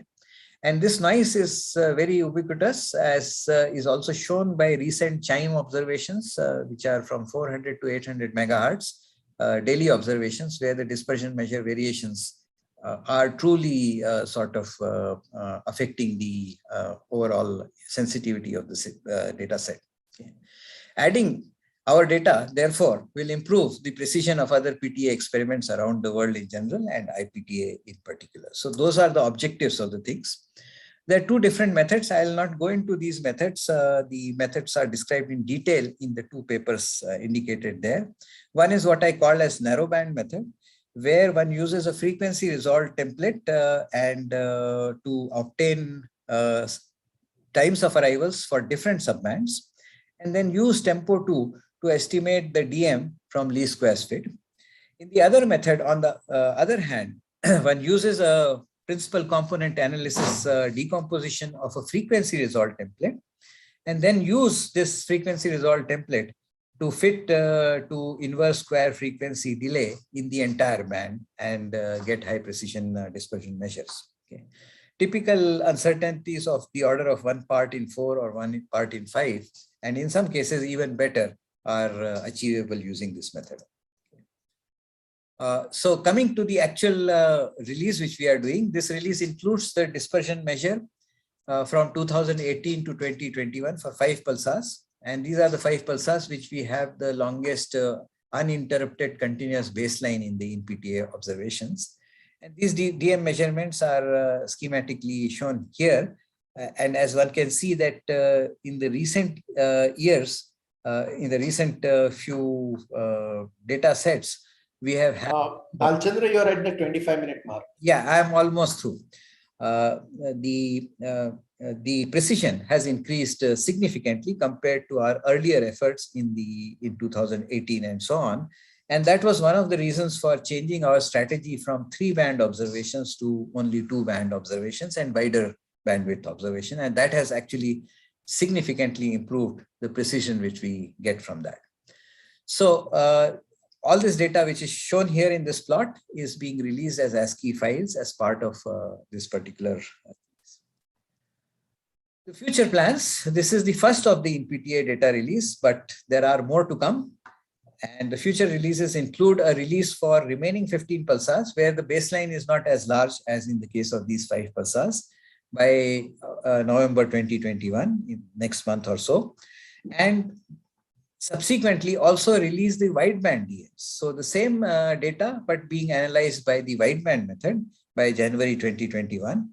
And the full data release, which includes both the dispersion measures and TOA, by January 2022. Subsequent to this, 1 year worth of data will be released every year, is what we sort of intend to do. Okay.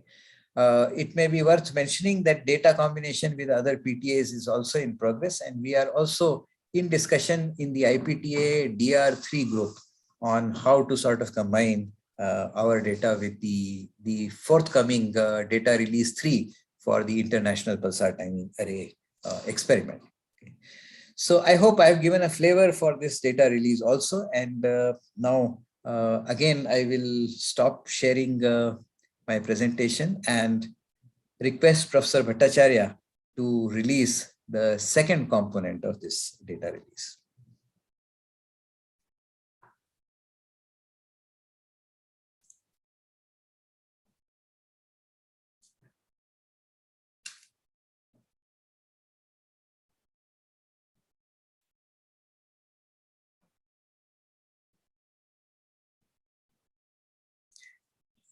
I think you are muted still. We can't hear you, Dipankar. Yeah.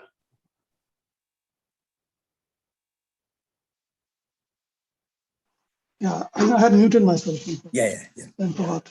Yeah, we can hear you now. Yeah. So thank you for inviting me to release this data set. So I'm sure many users will find this very, very useful. So I'm happy to inaugurate this by pressing this button and taking you to the official web page. And Balchan, maybe you can explain what is there. Yeah. Thank you very much, Professor Dipankar Bhattacharya. Thanks very much for doing this. I will share the web page for this.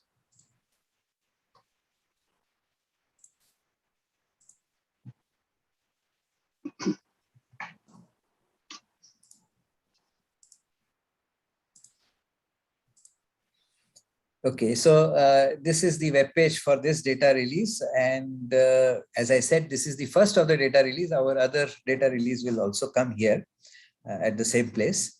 Again, there is a brief description of the entire thing, and there are links here from where you can actually go to the repository from where the data can be downloaded. Okay, so this is a GitHub repository. If you click on that, there are details in the repository in terms of how the files are structured and so on. And as I said, that the rest of the future releases, which I just sort of hinted in the presentation, will also appear on the same web page. So this would be a living web page in that sense. Right now, both the pipeline as well as this data release is hosted on GitHub. But eventually we will try to sort of host it in a server here and maybe on some mirrors also for a wider availability of these data sets. So with those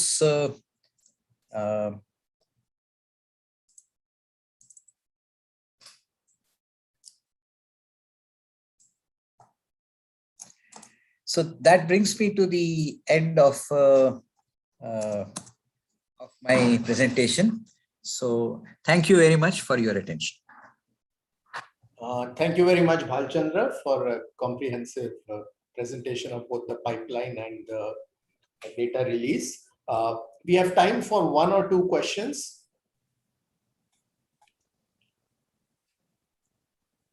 If you have a question, please raise your hand.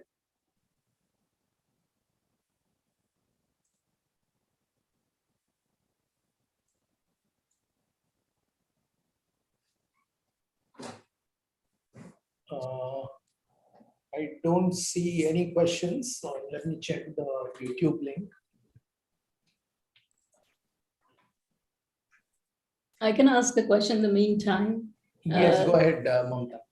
Yeah, so I was just curious, so it's really great that the pipeline has come up for Pulsar data analysis and even for the imaging. So that's really great on the Gmrt side.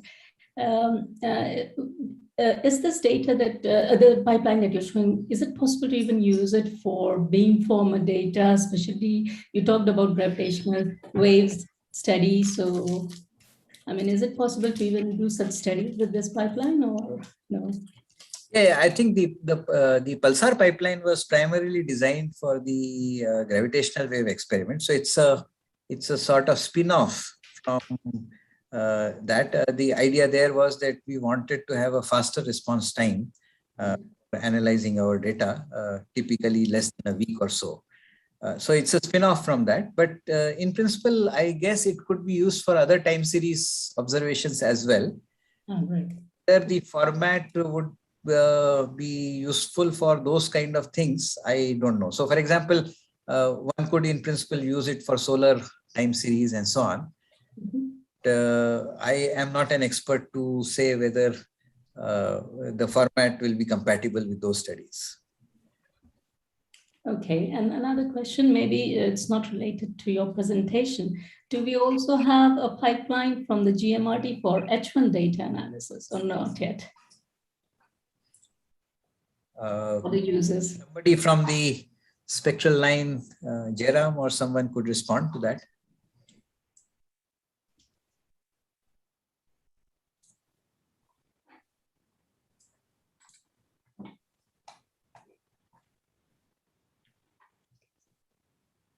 I think Jairam is probably not around. So if I may just comment on that.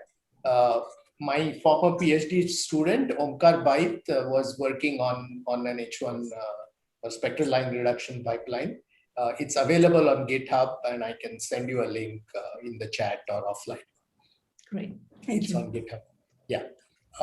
So I think we have to move on now. We will take a very short break. We are running about 8 minutes late. So we're going to take a 7-minute break and reassemble at 5:45 p.m. Indian time, or if you want it in UT, that will be 12:15 UT, just 7 minutes from now. So just enough time for people to go grab some coffee or something and come back.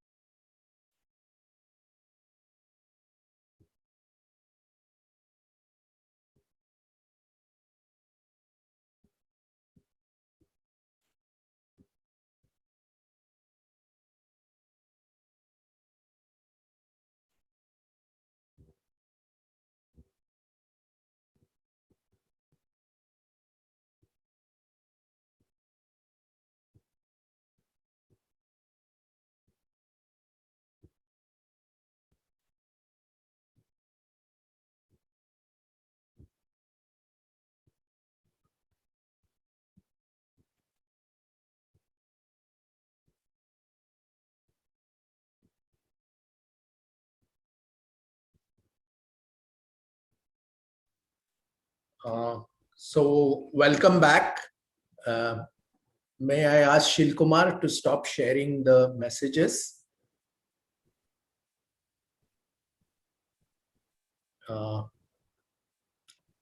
So now we have two back-to-back panel discussions. The first panel discussion will be moderated by Rajaram Nityananda, the theme of that discussion is going to be the impact of GMRT over the last 2 decades. So over to you, Rajaram, please take charge. Thank you, Yogesh. Am I audible? Are you unmuted? Yeah, you're fine, Rajaram. Yeah, we can hear you. Yeah, I can hear you. Okay, Sorry. Okay, great. So can I share screen then? Yeah, we can hear you now.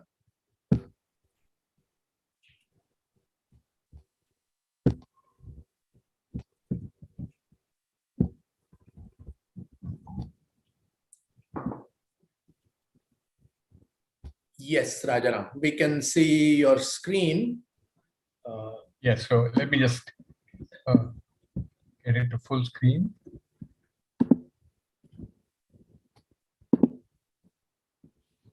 Right. Yes, you're all set.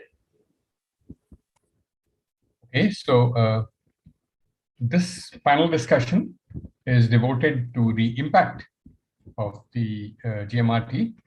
I'm just the moderator. I've given my current affiliation, but the relevant one is the decade which I spent here. And before going to the session, just one line to say that sitting in this meeting has been like Rip Van Winkle coming back after 20 years, in my case 10.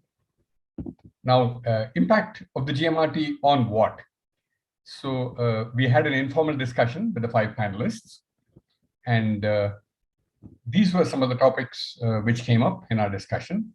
Obviously, astronomical research, science, but also its impact worldwide on reviving low-frequency radio astronomy, training of astronomers, not just in India, but all over the world, in this emerging area, now, of course, full-blown. And my colleagues on the panel were quite keen that they would also talk about the impact on themselves. And clearly, you had a lot of detailed talks. So you will get quick impressions, each lasting about 5 minutes. And here are the panelists. Maura McLaughlin is at the University of West Virginia. Her main interests are in pulsars. You've already heard about the worldwide effort to detect gravitational waves by pulsar timing, and she's a leader of the North American effort. Mark is no stranger to those who attended this meeting. He's been actively participating, and the long association with GMRT and with the topics investigated.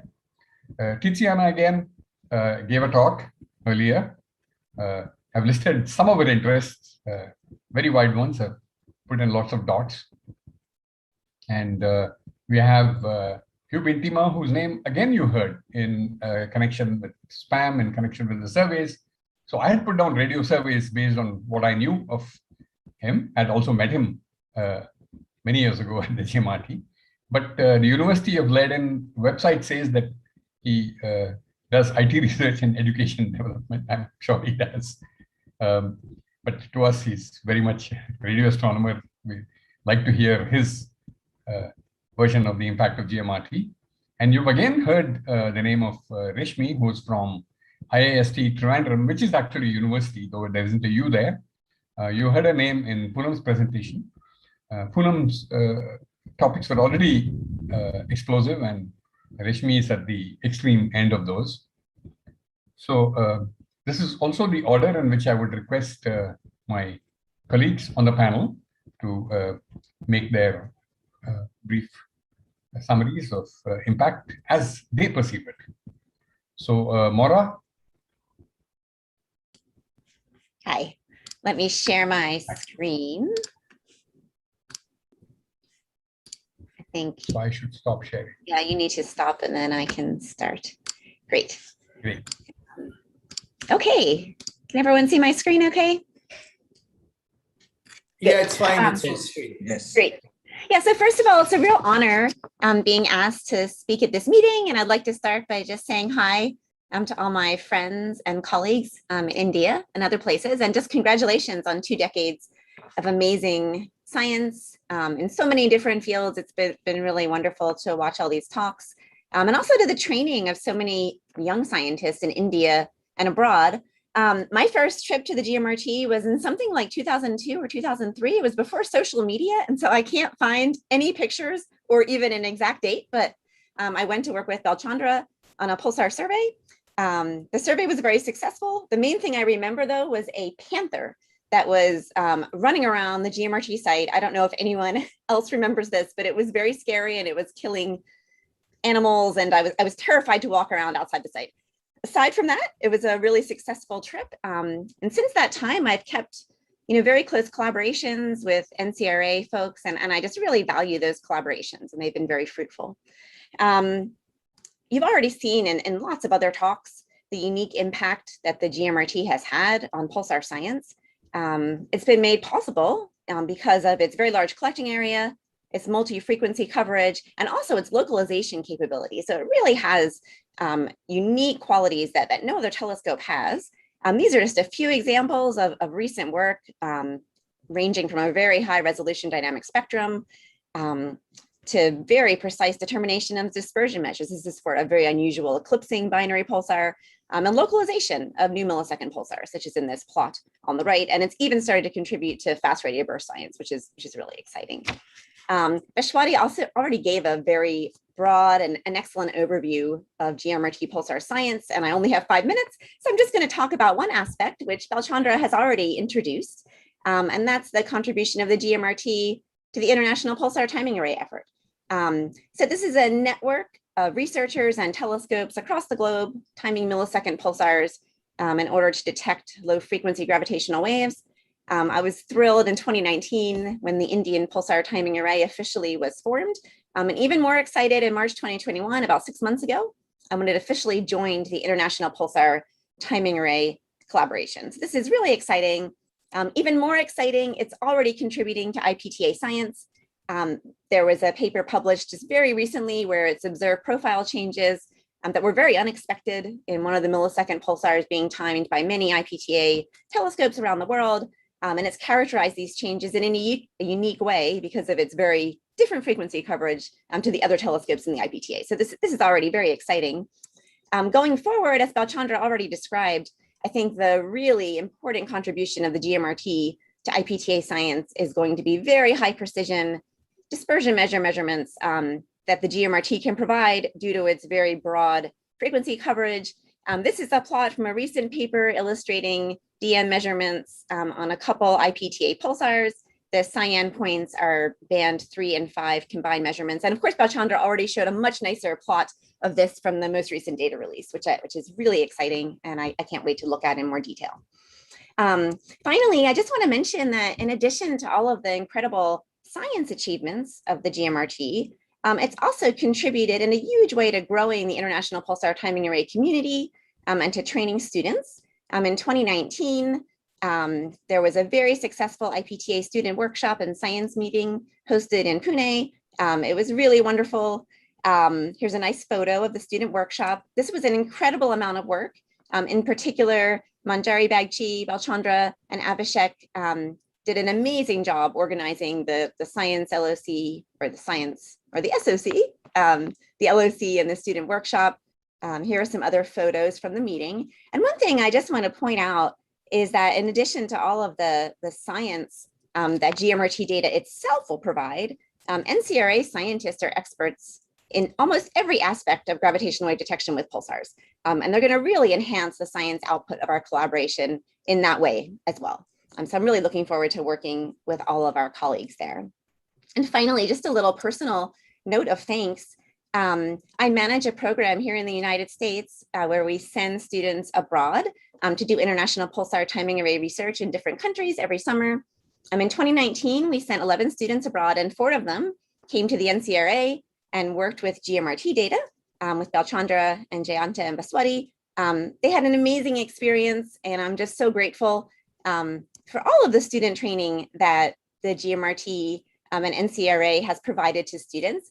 I don't have time to read these, but these are some of the quotes of the students that spent the summer at NCRA and worked with Gmrt data. And I just can't overemphasize the impact that you are having on students around the world, not only scientifically, but as you can see from these quotes, also culturally, and just kind of expanding student horizons. And I really look forward to being able to visit the Gmrt with students in the future and hopefully having more experiences like this. So I'll end here. I think my 5 minutes are up. And I just want to say again, congratulations on an amazing 2 decades of science. I can't wait to see what the next 2 decades bring. And I look forward to really incredible contributions to the worldwide Pulsar community, in particular through the Indian PTA effort. So thank you so much for inviting me to speak. Thank you, Maura.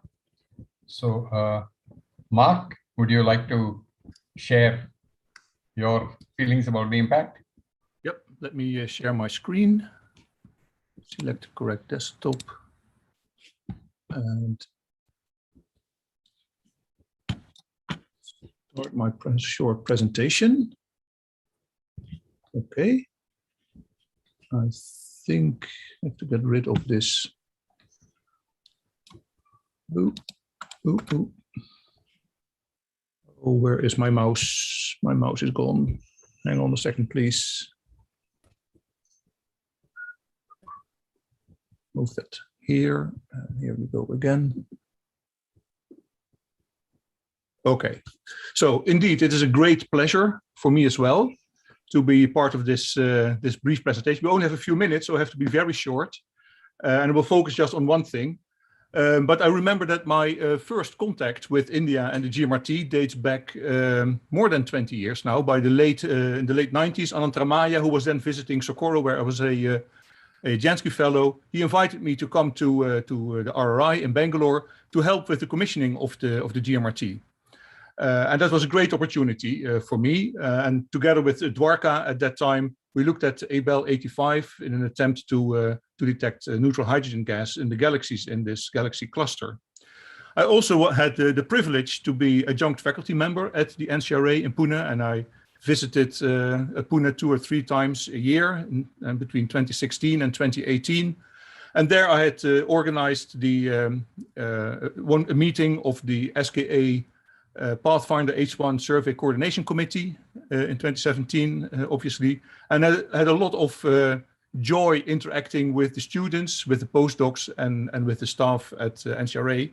And for me, it was also a very nice recruiting ground, if you like, to recruit PhD students into the PhD program at the university in Groningen. So since I can. So I only have a few minutes, I can only focus on one thing, and that concerns the push for higher redshift H1 observations. And we heard already nice talks about this from Jairam and from Aditya, but I think to really appreciate the impact that the Gmrt has and how it fits in the larger landscape of research, it's good to also look at a few of these other efforts that are going on. So another realization I had in the late 90s when I was invited was that actually the system equivalent flux density of the Gmrt is quite equivalent to the Gmrt, to the VLA, apologies. Although the aperture efficiency is not so great at the highest frequencies for the Gmrt, its huge collecting area really brings it on par with the VLA. And so since the Gmrt gives access to lower frequencies, that's kind of a natural next step to look for the higher redshift H1. So this all started in the early 90s already. As Jairam mentioned, there was the notion that maybe we had large structures form first in the early universe, which would give rise to these big protoclusters full of H1 gas that would be easily detectable. And indeed, at that time, there was this work by Usson and collaborators who claimed to have found one of those huge H1 pancakes. And here you see their detection signal. They saw H1 absorption against the radio source at that redshift. But they also claim to have found an H1 emission signal in the bottom panel here in the middle. So this was really kind of encouraging to push ahead with this. But later on, it turned out actually to be a red herring. It was kind of misinterpretation of the data at that time. And so now we know that the smaller structures form first in the universe and then conglomerate to larger structures. But motivated by what the Gmrt can do, and in the early 2000s with the upgraded Westerbork, we tried to push ahead to a more modest redshift, to the lower frequencies in the L band, and that gave rise to the first direct detection of an H1 emission in a galaxy cluster, Abell 2218, with the Westerbork. It required about 18 times 12 hours, so it was a significant time investment. But at least now we could demonstrate that the noise integrates down, and we could find these first direct H1 detections at intermediate redshifts. So on the Gmrt side, the first attempts were made by La and company using the stacking technique, so more statistical detection of the H1 emission. And indeed, they also found a detection at the 2.5 sigma level. You know where the galaxies are, so 2.5 sigma is not that insignificant. Now, encouraged by the results from the Westerbork, we pushed for the blind ultra-deep H1 environmental survey with Westerbork, and the pilot study with also about 20 times 12 hours also showed that we now then could find dozens of direct H1 detections, and that led to the larger survey that lasted for about 4 years, where in total about 2,000 hours was invested to detect H1 in these two galaxy clusters. Well, I won't go into the details of the science, but we now have about 160 direct H1 detections at this redshift of 0.2. So that beckons for more. And this, I think, was one of the motivations for Jacqueline van Gorkum to start her Chiles survey of the cosmos field with the VLA, also pushing down to the lowest frequencies in the L band.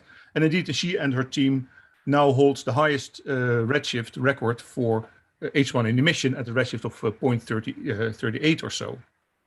So then the Gmrt comes in, and the Gmrt with its lower frequency, access to lower frequencies in band 3 and 4, they started to do the stacking experiments. And we've seen the results presented by Aditya on the radio continuum stacking by Apurva Bera, who showed that the H1 depletion times is very short, which implies constant feeding of gas into these galaxies.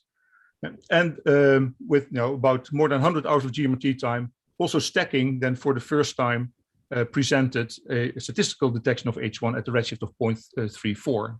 Not yet individual detections though. And of course, with the fantastic work by Aditya and collaborators, now the Gmrt fulfills its great promise by having a statistical detection of H1 emission at a redshift of 1. And this is really a fantastic achievement. And I think all the teams, myself, and I'm sure Jacqueline, we are really sort of envious to see this, but also quite impressed by what could be done.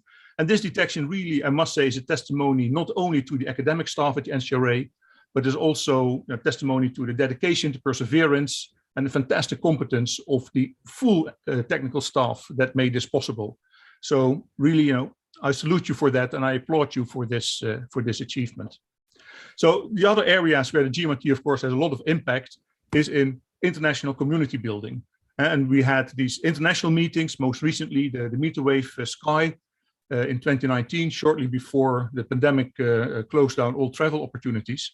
But there have been other meetings as well. And I think it's very important to bring the international community together in these great families that enjoy radio astronomy.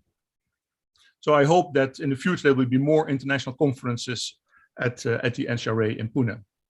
Now, another important fact that I mentioned mentioned also before is the outreach and the human capacity building.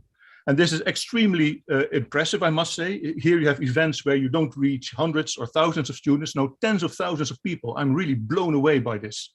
It is really very impressive and important, as I said before, because these youngsters that we are now encouraging to get into the STEM field, they are the students of tomorrow and the posters of tomorrow and our colleagues of tomorrow. And so at the Kaptein Institute now, we have a very healthy community of students and postdocs that have their upbringing in India. And I think we also have a very nice gender balance here. And I think this is a situation in many institutes now outside of India, So it's really fantastic that all these young people now go out in the world, bring Indian culture and Indian food to the rest of the world. And that's really fantastic. So finally, I really would like to thank you all at NCRA for your hospitality and your friendships during the years that I was visiting very frequently.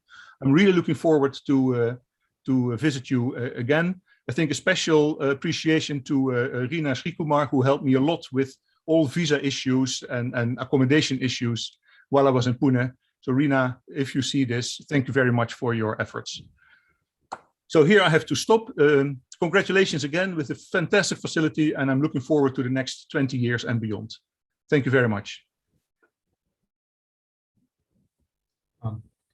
Thank you, Mark. So you can stop sharing. And Tiziana, you have a difficult job.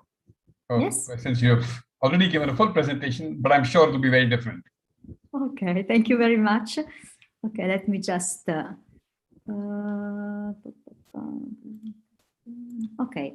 So really, I just gave a talk. Mark, so I want you have to go to stop through... sharing, or?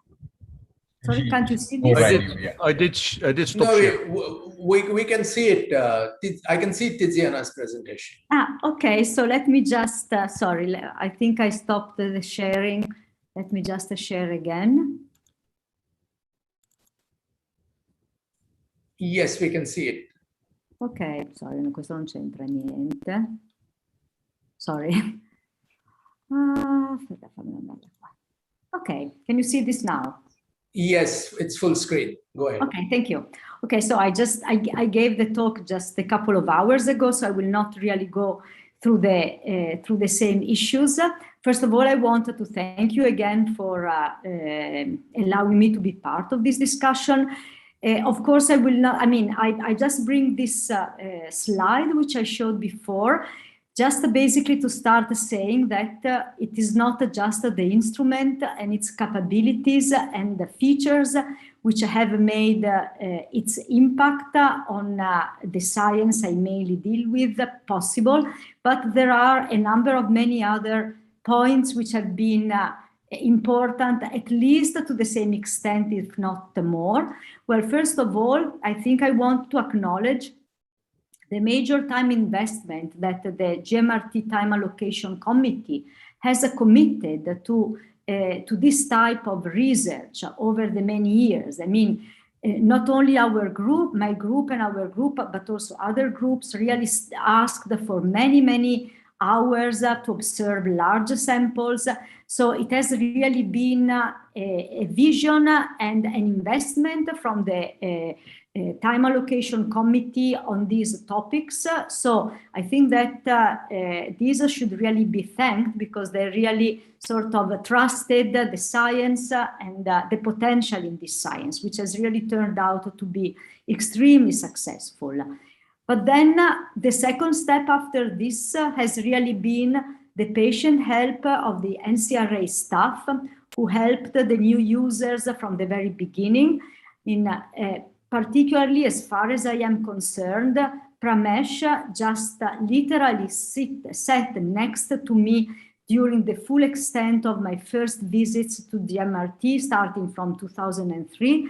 And I mean, really being patient and teaching me how to deal with the data reduction and how to really get familiar with the instrument. I mean, none of what followed would have been possible without his dedication. So I really, I mean, I'm always very, very thankful to Pramesh and the people who helped me during all these, during the many years. One thing which I did not mention earlier today, but I think is very proper now, is the key feature which Gmrt had in the early days, and that was the simultaneous 235 610 MHz receiver. That was somehow, say, a precursor of the future development into Ugmrt with the simultaneous use of two different bands. This is a critical feature for observations of low frequency radio sources, for diffuse radio sources. It also compensated the limited bandwidth, the limited UV coverage, extremely helpful to double check the results on the fly. So a key engineering feature. Then I think that one step which really allowed the community to become broader and to have a broader use of the Gmrt has been the investment in the development of RFI removal tools. I think of JARIAM, FlagCal, and also HaubSpam. These have really allowed many more people to feel confident to approach the instrument and, in sort of decide to use an instrument which was not really trivial at the beginning. And this has also helped a lot of things for us, who could move from the manual data reduction to somewhat more automatic and extremely successful tools. Then I also wanted to mention the successful completion of TGSS.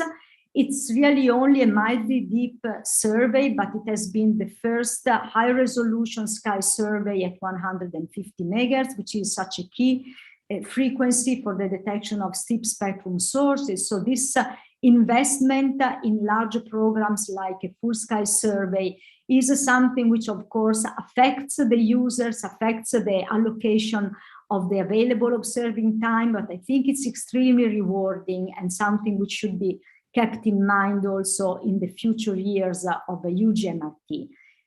But really, I think that most of all, it has been the tight collaboration throughout these years with all the NCRA staff. I mean, not just and not always, obviously, the scientists and the technical staff, but the help which has been given by the Gmrt operators, both when I was there in person, but also when I would observe remotely and they would take care of the observation. This has been wonderful. So being a Gmrt user has actually been much more than just an observing or an observer, but it has really been a great experience on the scientific and on the personal side.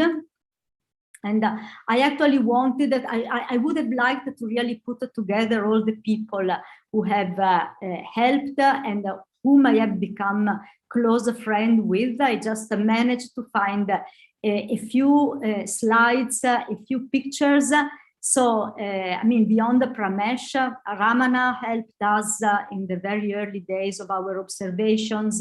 Preeti was a great traveler friend with me in one of my visits, and then Dharam, Ishvara, Somak, and Ruta, of course. She's been in Bologna for many years, and of course, a close link to the Gmrt. So this has really been wonderful and great. I just wanted to, I don't want to go again through all these important achievements on the scientific side, as I mentioned those earlier today. I just want to tell two things. One thing is that even preliminary and tentative claims or discoveries made with the early days with the Gmrt have actually been confirmed at a later stage with the advent of the more sensitive Ugmrt and LOFAR. So what the message I wanted to give here is that there is still a lot of treasure in the archive, even of the old Gmrt, because really things were already there. It's simply that, the fidelity of the images was not high enough to really take those, but they are there. So now, in retrospective, they can be very useful.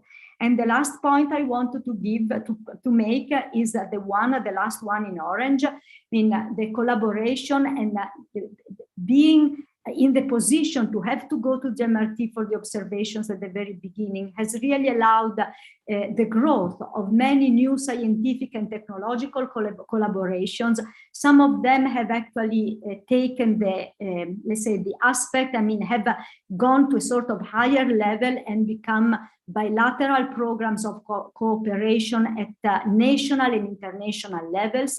Of course, I know those where Italy was mainly involved, and one was the very successful bilateral program between the Department of Science and Technology in India and our Ministry of Foreign Affairs, and the European and the EC program CAFE group under the framework 7 of the European community, which involved India, Italy, the United States, though they were not official partners, and the UK in an extremely successful program, which was also part of the funding for Ruta when she was in Italy. So that is really something which should be kept in mind, and I think we should try to feed as much as possible.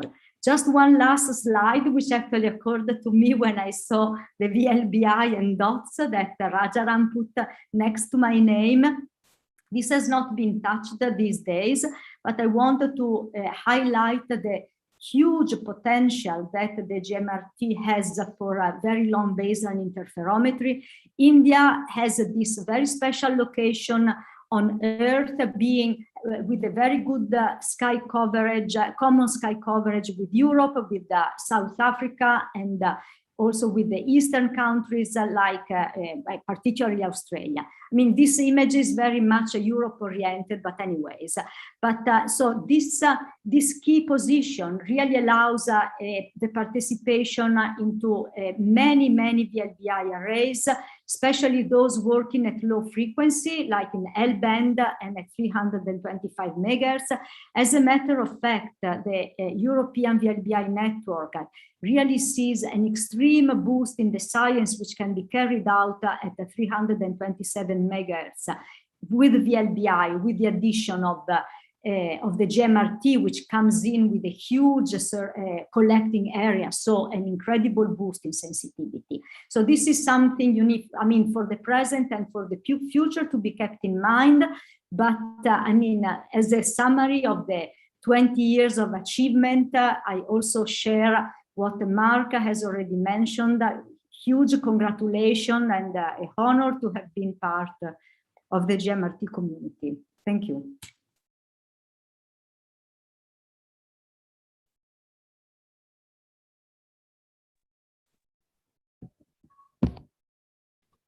Thank you, Tiziana. So we'll now hear from two of the younger members. Hugh, are you with us? Can you hear me? Hello? Yes, we can hear you and your screen is full. Okay. Yeah. Okay, thank you very much. Give me 1 second. So again, also from me, thank you very much for the opportunity to be part of this panel. Now, many topics that I could potentially talk about have already been touched upon, and some of the topics that I will talk about already have been talked about as well.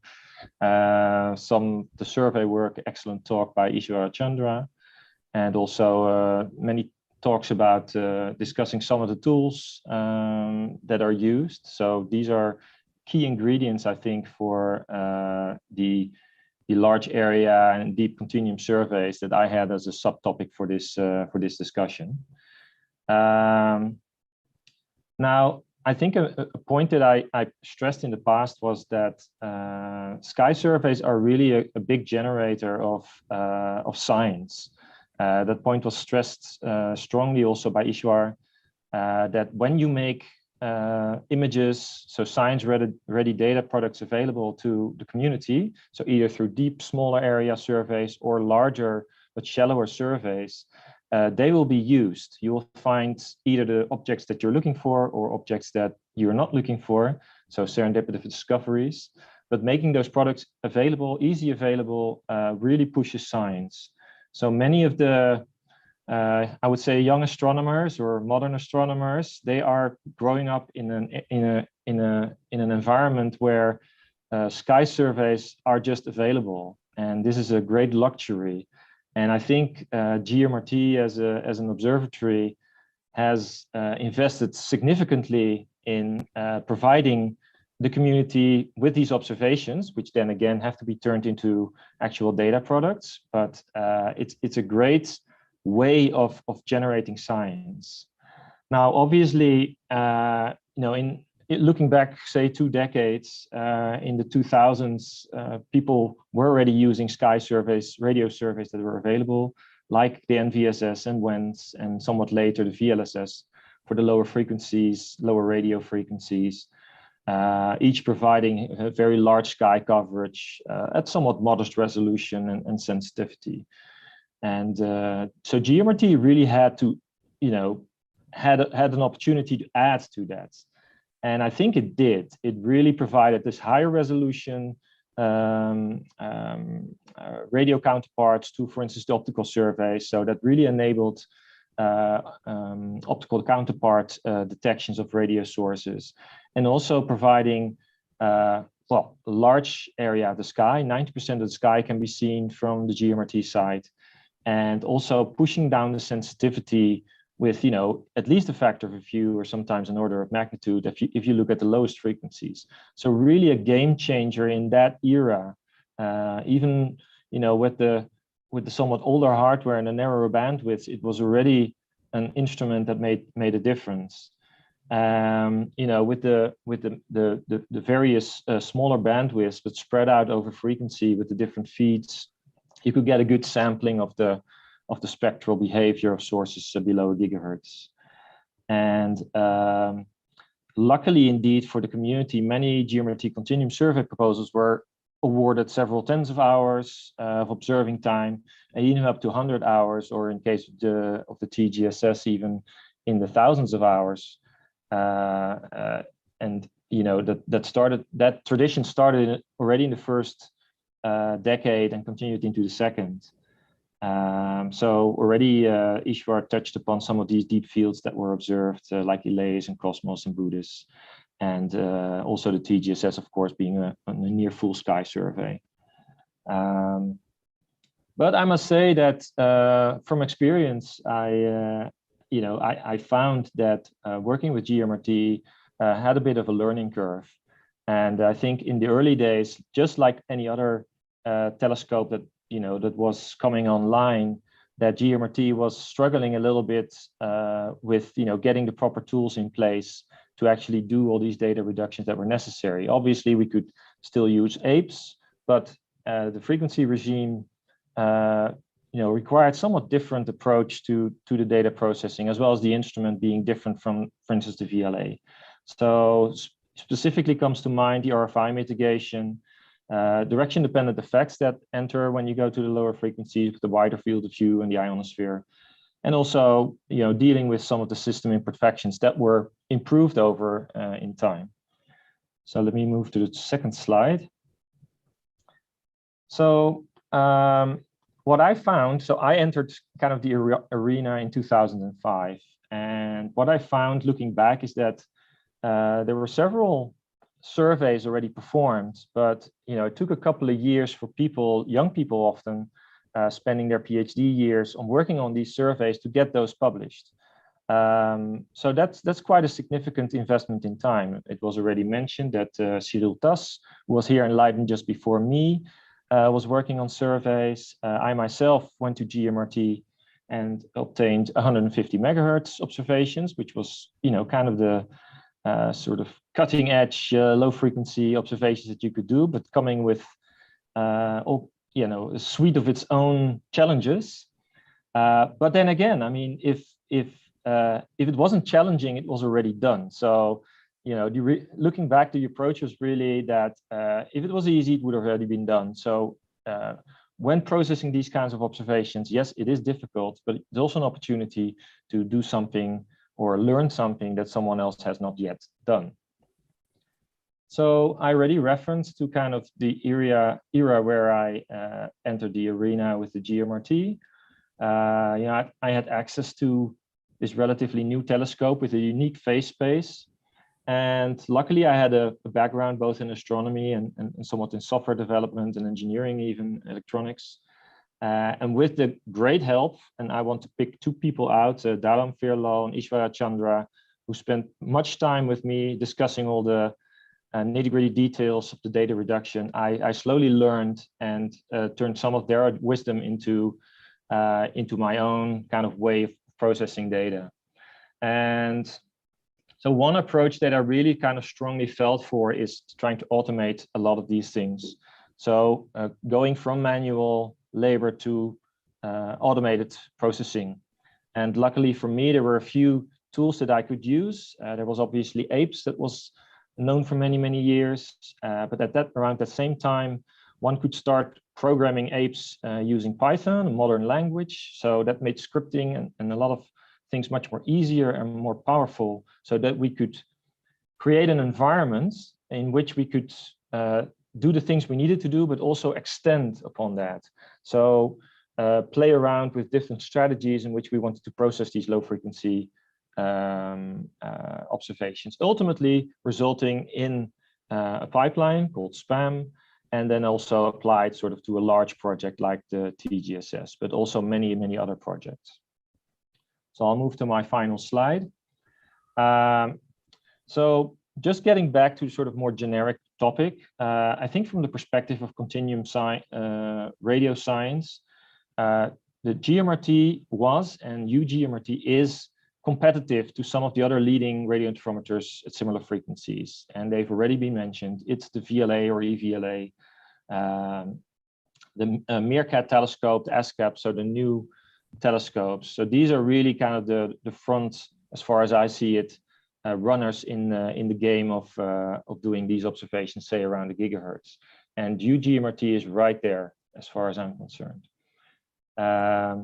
And in combination with that, the hardware upgrades that have happened over the 2 decades, as well as the development of modern software tools, and I refer also to the Kale's talk about the capture pipeline, that allows users to more quickly get from their observations, which are higher quality than previously, to to go quickly to near noise limited continuum images, which will enable this new science that is theoretically obviously promised by the Gmrt, but we can really sort of have a quicker turnover time instead of spending many years on certain surveys, bringing it down to smaller time scales. So just summarizing, Gmrt has pushed the sub-gigahertz radio surveys from, say, 50 arcsecond resolution and 50 millijansky per beam noise, down an order in magnitude. I mean, these numbers are not exact, but it gives the general trend as far as I'm concerned. The Gmrt has a decent survey speed and has access to most of the sky. So it's very complementary to many other surveys that have been done.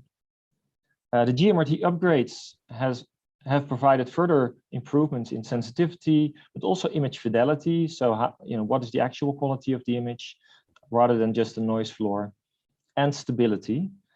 And I want to pick out one specific thing, and that is the last 2 decades. Obviously the Gmrt has been filling a very accessible Gmrt online archive. And that is really a gold mine as far as I'm concerned.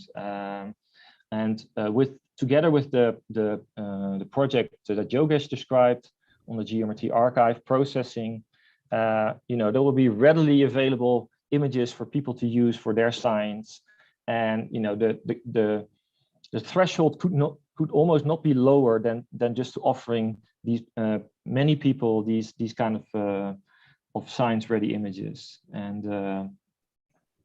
And I think Ugmrt is an excellent pathfinder for ongoing and future projects like the SK Low and MID, both in terms of the science and the engineering.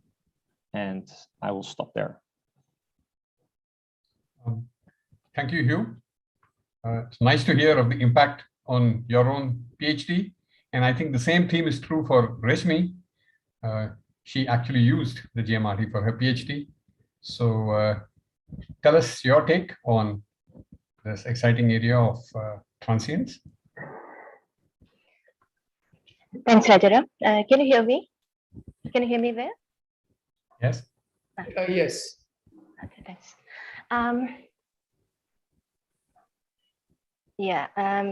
Is this visible?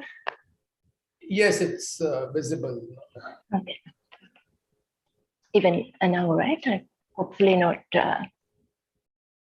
blocked it. Okay, so it's a pleasure to be here to join the celebration of the 20 years of science with Gmrt. I really thank you for inviting me for this. Here I will present an incomplete and biased summary actually of Gmrt's impact in the field of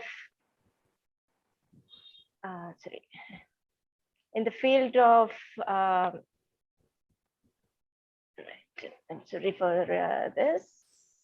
Yeah, in the field of gamma ray bursts and gravitational wave counterparts, the field I am most familiar with. Already, Poonam, Bhashwati, and Jairam has covered many aspects of image domain and time domain transient research with Gmrt. Please do have a look at these talks if you haven't already done so. These transients are fast evolving synchrotron sources arising from high velocity outflows launched by combat objects. Therefore, their physics can be understood in its entirety only from observations across the whole electromagnetic spectrum. Gmrt has joined hands with other state-of-the-art observatories in this. Let me remind you that radio afterglow detection fraction is smaller than that of X-ray and optical, as Poonam and Dale Frail showed in their classic 2012 paper. So there is likely a lot of interesting behavior waiting to be discovered in radio waves. Would we have missed anything in this field without Gmrt with us? Of course. A unique role that Gmrt plays is being the only telescope until now probing the highly decelerated late phase of these outflows, where the average thermal energy per particle drops so low that at higher radio frequencies, the source stops becoming visible. An example is GRB 030329, followed up by the Panger's group, as he mentioned in the morning talk. Here, I'm showing a figure of these observations using Gmrt and WSRT over here. This is Alexander van der Horst and Atish Kamble and the others, published in 2008. This was a collaboration we did with the Amsterdam group with Ralph Weiss and Alexander van der Horst, where we use both WSRT and Gmrt and also archival data of several other telescopes to study the physics of this very exciting source at that time. It was one of the, it was actually the most radio bright gamma ray burst at that time. So these observations went into 6 years. What I have shown here is actually not the full observations. It is one of the earliest papers. And Gmrt saw the initially ultra-relativistic fireball evolving into Newtonian velocities. This is a somewhat unexplored field because numerical simulations of gamma ray burst afterglows do not agree about the Newtonian phase and particularly about the lateral expansion of the jet in that particular region. So observational evidences are required badly here. However, this is the there are very few objects where we have this sort of very late observations. In addition, this regime provides an independent estimate of the kinetic energy of the explosion, which is essential to know the central engine of gamma ray bursts. I can see, even though there aren't many sources, I can actually see the gamma ray burst of 2007, December 5, 171205A is getting there, which is followed up by both Poonam's group and Kundal's group. Maiti and Poonam, in a recent paper over here, describes how this is a complex, this stellar explosion is very complex with multiple outflow components. Here they are showing, I mean, Poonam has shown this figure in the in yesterday's talk, and here they are actually showing how the Gmrt observations and trying to explain them using multiple models. And they see that the early simple models are not enough. Early observations of gamma ray burst afterglows could happen after the upgradation, And several groups now compete for the TO time at Gmrt. Tanmay Leskar and group using ALMA, VLA, at ATCA and Gmrt disentangled the reverse shock emission here in this paper. And I understand that more papers of this nature are probably going to be published by this team. And in disentangling this component, Gmrt observations were very necessary. This may, I'm not very sure whether you will be able to appreciate this if you are not familiar with this field, because this is gamma-ray burst afterglow evolution is a multi-parameter problem with almost 10 physical parameters deciding the flux. And you really need, so for example, here they have actually in dotted curves, they're actually figuring out the explosion, the evolution of the reverse shock component, which itself is dependent on several things. So you cannot really decide it without good observations. I mean, here you can really see how just these 2 points itself has been very important. In fact, in the beginning, this was actually upper limit. I mean, even the upper limits, even now, actually, upper limits could play can play a serious role in this field. So the reverse shock emission and or the reverse shock properties are important to understand the outflow magnetization and initial velocity, both of which are probes of the nature of the central engine. There are other kind of other kind of transients. So what I have mentioned is ultra-relativistic transients, but there are also sub-relativistic stellar explosions. For example, SN 2009 BB, a new way of stellar death discovered in the radio waves. And here you can see in this figure how Gmrt observations have were very important in figuring out the velocity of this source. I mean, this explosion, the outflow of this explosion. This was done by Alicia Soderberg's group along with Alec Ray, Shayan Chakrabarty and Alec Ray in TIFR. Alec Ray and Shayan Chakrabarty are actually Shayan and in 2011 has tried to even see that how important is this sort of explosions for the acceleration of ultra high energy cosmic rays. There are also F-boats, fast blue optical transients, even new, even a newer kind of stellar explosion. So in summary, these are diverse ways of stellar explosions. And it has expanded the phase space of stellar explosions, as you can see here between luminosity and time scale of rising. And there are different kinds of stellar explosions plotted here. And so these F-boats are being followed up by Poonam's group and David Matthews' group actually with Gmrt. So these observations point to diverse manifestations of stellar explosions, which in turn point to the diverse ways stars could evolve depending on their physical properties. These observations are also windows to the laboratory of high energy particle acceleration by shocks as they evolve from ultra-relativistic to non-relativistic phase. Just a mention of H1 studies of nearby host stellar explosion host by Arab Islami group and Mariam's group and Mikhail's group. I'm not going to detail about it because already I have run out of time, I think.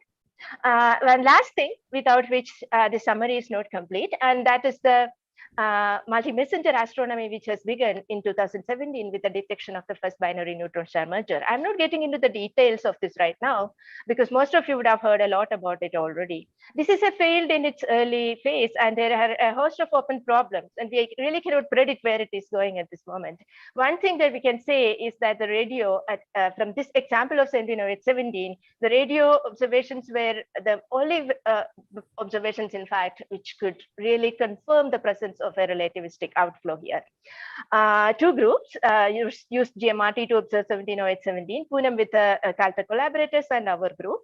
I would like to mention that during 2018 and 19, there were 4 groups which saw time for TO or time with Gmrt for any anticipatory GW counterparts, and the GTAC has done an extraordinary job to ensure coordination with these teams, but unfortunately we didn't detect any.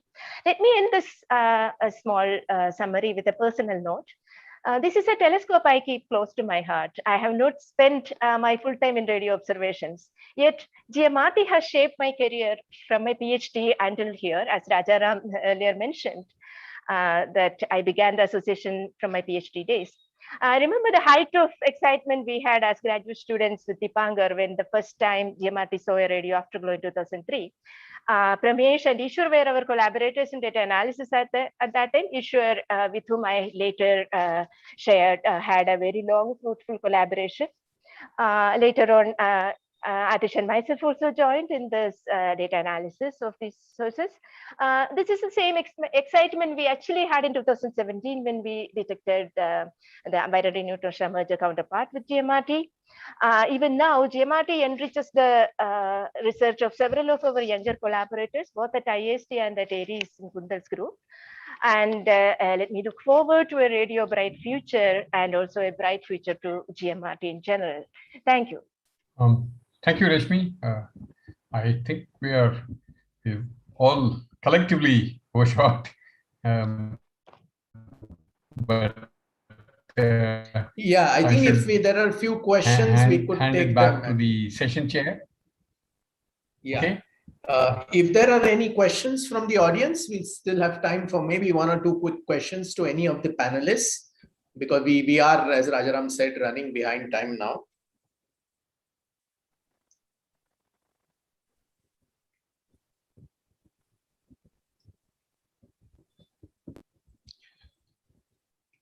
So I don't see any questions on the chat, or let me see if the participants have raised hands. There isn't anything. So let me take this opportunity to thank the panelists of the first session, and who spoke quite interestingly about the last 20 years. And now we will move to the future with the Gmrt session. I call upon the moderator of that session, Dipankar Bhattacharya, to take over. Thank you, Yogesh. So in this session, we thought of making the session a bit more interactive. So I had requested our panelists to restrict the comments to short ones. Let me just begin by sharing my screen quickly.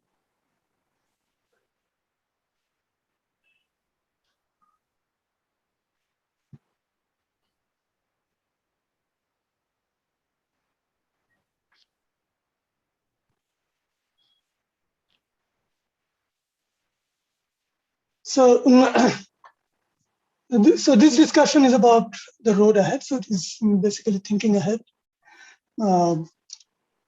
Thank you very much for all the panelists for the previous discussion, for recounting how Gmrt has shaped many of these areas in the past 20 years. And that is the base we stand on to think forward. So we have a distinguished panelists today, a distinguished panel, with the members being Jacqueline Van Goghem, Columbia University, Jason Hessels, University of Amsterdam, Pritik Harv of NCRA, Russ Taylor, University of Cape Town, which is joining us from Canada at the moment, and Van Waren of CFA, Harvard University. So I would request each of these panelists to first make their opening remarks for about 2 to 3 minutes, and then we would also request comments from the audience. So I will stop sharing now, and may I invite Jacqueline to please make your remarks. Jacqueline, are you online? Yeah, I'm online. Can you hear me? Yes, welcome, Jacqueline. So I didn't prepare any slides since you want to make it short. So I just want to say that more than 20 years ago, I took part in a workshop in Pune to discuss the science that would be done with the Gmrt. And it was great, it was very lively. And of course, I think we were mostly wrong in our predictions. So it's kind of interesting that now I'm here again discussing the science in the future. But I thought I want to look at one thing, which is the Gmrt is right now leading the way in one topic, which is the exploration of the gas in the universe at redshifts larger than even 1. And so the question is really, how will the Gmrt play a role when there is all these other telescopes that are getting similar capabilities as the Gmrt? And so I think actually that they have shown what to do, which is you take a small group of people that is very, very clever, and they do a hard experiment, as Hype Intema already said. Don't try to do the simple thing, do something difficult that hasn't been done yet.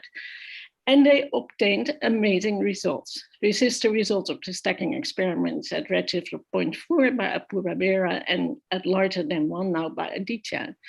So in this way, they are really leading the way against very large collaborations that I think because of their largeness are maybe less flexible in doing things. But I think it's a very important question what the phases of the gas are between redshifts 1 and 0. And right now the Gmrt is doing it ahead of everybody else. So I would say keep doing what you're doing and that will give great results. That's my Thank you very much, Jacqueline. May I request Jason Hessels to Hi. make a few remarks? Hi, Jason. Let me share. Welcome. Hi, thanks. Nice to see you, Bunker. Yes. Yeah, so I will be very brief as well. You can see this, I believe. Yes. You can yeah. So, so my short vision for the Gmrt in the coming 20 years, and let me also say thank you very much for inviting me to this this nice discussion panel. I've really enjoyed all the visits that I've made to NCRA and the Gmrt in the last decade or so. Is since I work on pulsars and fast radio bursts, is really to go boldly go where no telescope has gone before in this area, as opposed to the one that Jacqueline was just talking about. And I think what's really exciting right now in the field of pulsars and fast radio bursts is that we're really opening up an enormous parameter space. So this plot is showing you transient duration, kind of zoomed in on short duration transients, so timescales of a second or less, going all the way down to nanosecond timescales, over a huge range of luminosities, so spanning 15 orders of magnitude or so. And of course, all of you know about pulsars because we've discovered them over 50 years ago, and you've certainly heard of the FRBs that have been discovered in the last decade or so. Now, there's a huge gulf in luminosity between them. At least we thought there was a huge gulf in luminosity between them. But really, through observations with radio telescopes in the last few years, we've started to fill in this parameter space and maybe come to the realization that neutron stars are maybe more capable than we thought of them before. Maybe there are some relations between some of the phenomena that we've seen from galactic neutron stars, like the Crab pulsar is a famous example, this galactic source, which is a magnetar called SGR 1935, and some of these nearby repeating fast radio bursts. So we're starting to fill in this parameter space. And why is this important for the Gmrt? Well, for a few reasons. One is that a lot of this phenomena is being characterized at gigahertz and lower frequencies. We've seen that we can detect FRBs even down to frequencies of about 100 megahertz or so.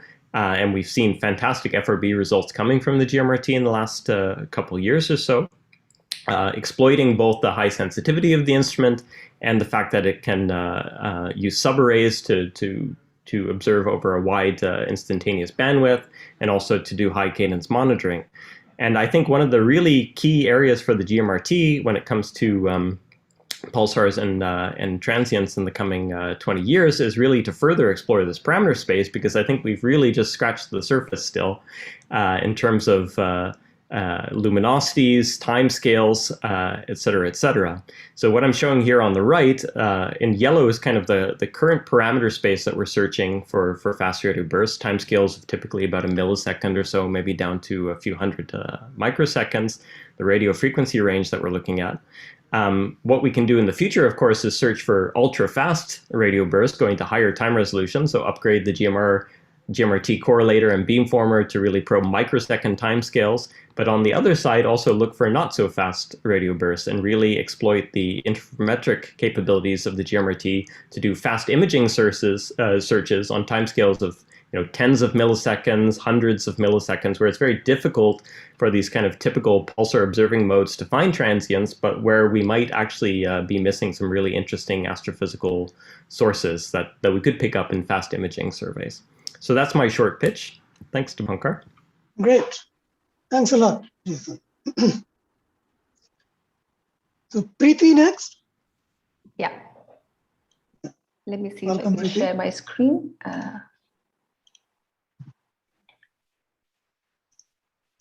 Sorry.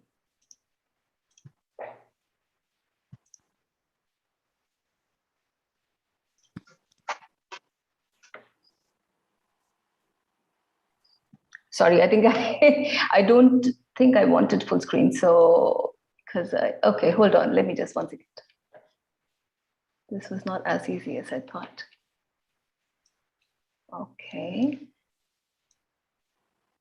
I just share my window.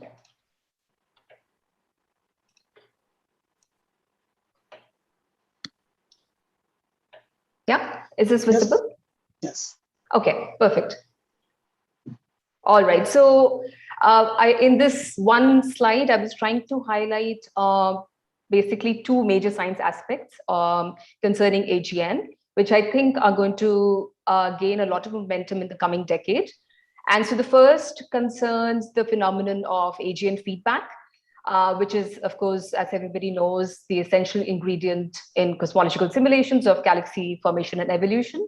And the second is concerned with general relativistic magnetohydrodynamics, GRMHT, and gravitational wave physics, which has received a huge impetus because of the imaging of the black hole shadow in M87. So it is broadly translating to spatial scales, which are broadly going from 100 kiloparsecs to megaparsecs on one side and parsec scales and subparsec scales on the other side. And I would like to present here or present the suggestion that Gmrt is well placed to straddle both these scales. So are you able to see my cursor? Yes. Okay, perfect. So the left panel actually is an image of M87, which has been created by LOFAR, and which shows this 100 kiloparsec scale radio bubbles. This is, of course, a very famous image or rather famous source, which has been imaged earlier as well with the VLA at low frequencies. So this image is at basically between, they have obtained images at 50 and 150 megahertz and obtained spectral indices, etc. So roughly this translates to bands 1 and 2 of the Gmrt. So band 1, of course, is not right now operational, but band 2 is implemented. We are actually currently in the process of characterizing and improving it. So that is the one end. The middle panel is now showing the jets of M87. And so on the top, you see a high resolution image from the ALMA. The middle is the image from VLBA. And the bottom, of course, is the AHT image. The interesting thing in this particular set of images are the polarization vectors that you can see as these white lines. So the polarization has been obtained at all these different spatial scales, including the black hole shadow.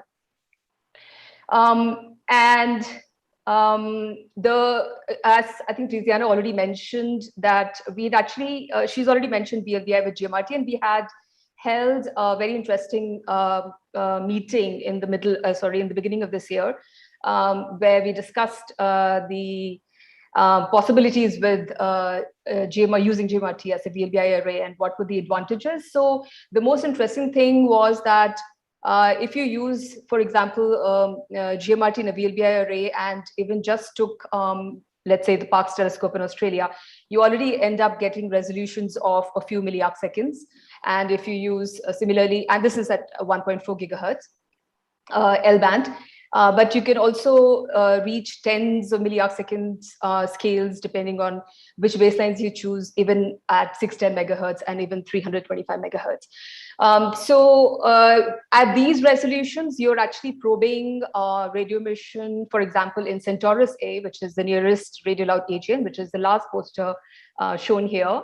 And this is the brightest radio loud AGN in the southern hemisphere. It's also the nearest source to us. And with even this single baseline, you can actually already start going to sub-parsec scales in the Centaurus A jet.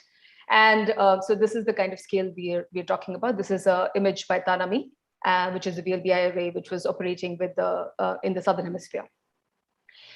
In the next decade, the whole determination of jet acceleration and collimation zones, ACZs, is going to be very prominent. And especially for the not so bright AGN, so low luminosity AGN. So this is something that actually Gmrt can contribute significantly to. And if I'm just being very ambitious, I mean, we could even try at some point polarization with VLBI. So I'll stop here. Very good. Thank you very much, Preeti. It's very nice. Thank you. So next, may we hear from Russ Taylor, please?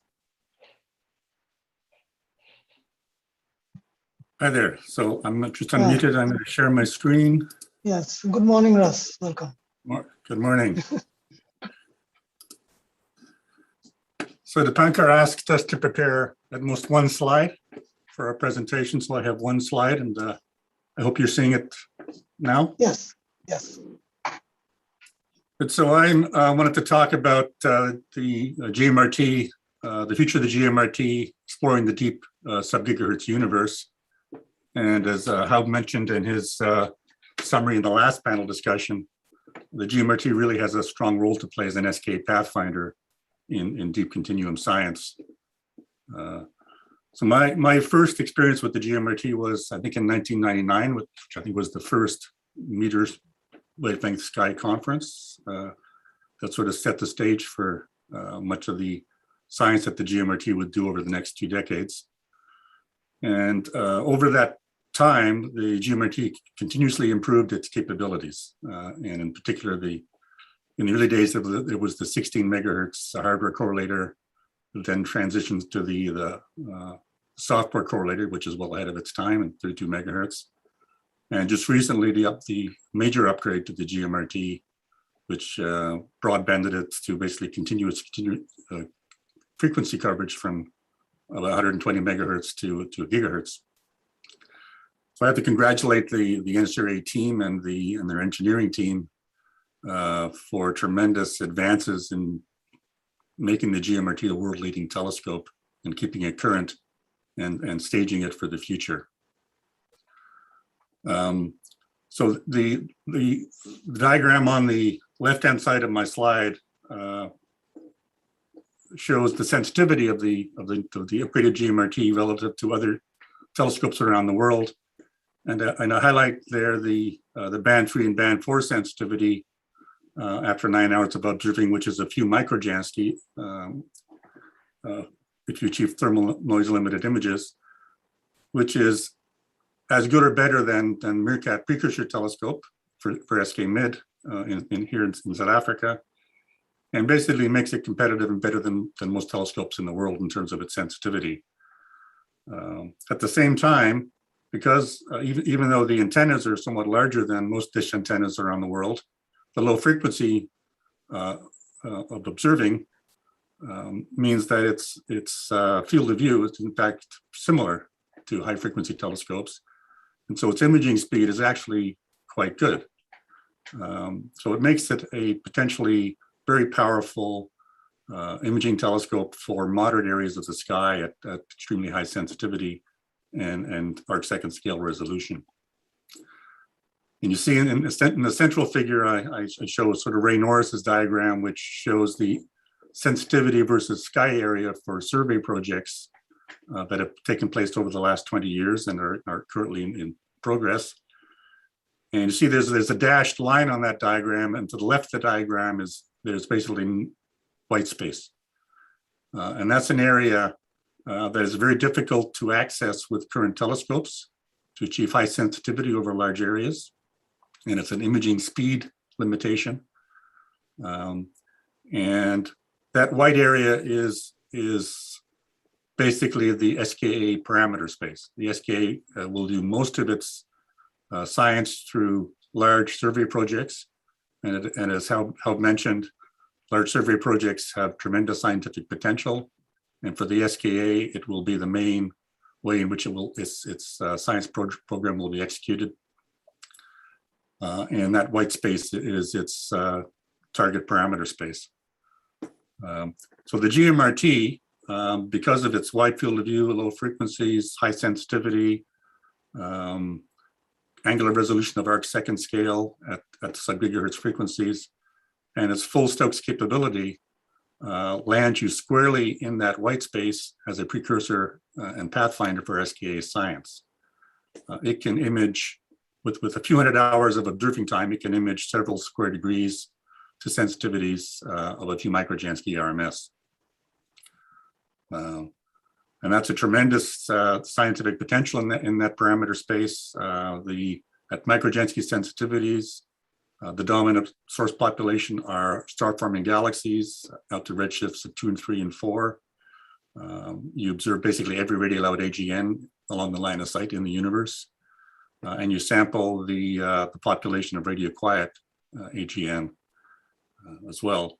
So so you'll find things that you don't expect, and you'll find things that you expect, and it's a tremendous immediate science potential, but also tremendous legacy science potential. And I think it's a significant, I think, part of the future of the Gmrt over the next 20 years.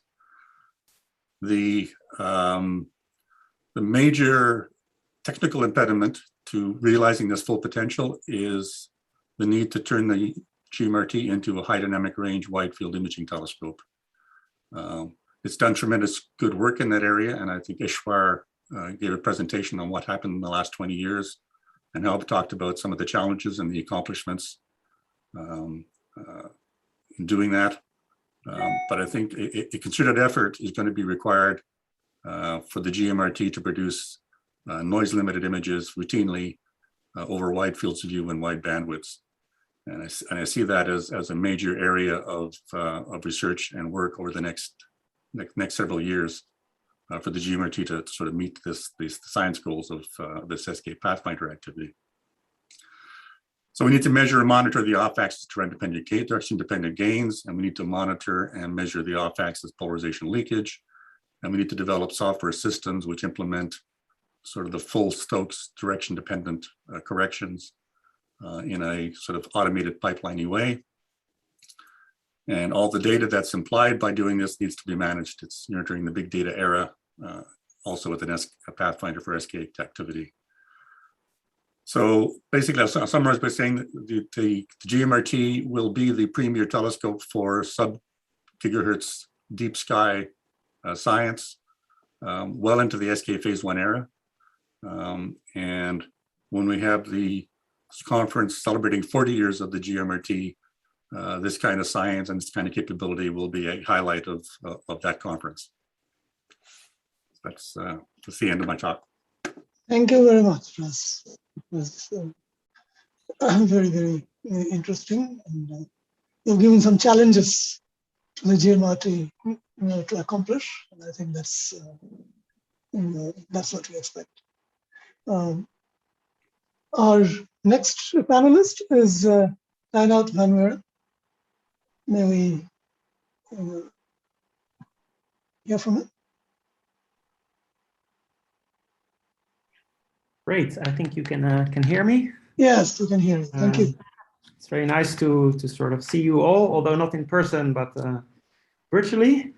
Again, I want to sort of congratulate NCRA and all the people there for sort of all the great work they have done over the last 20 years and also during the construction for building this enormously successful telescope. And I think there's also probably a bright future ahead with the Gmrt. So I want to talk about that briefly in terms of maybe galaxy cluster studies and maybe sort of large-scale structure studies.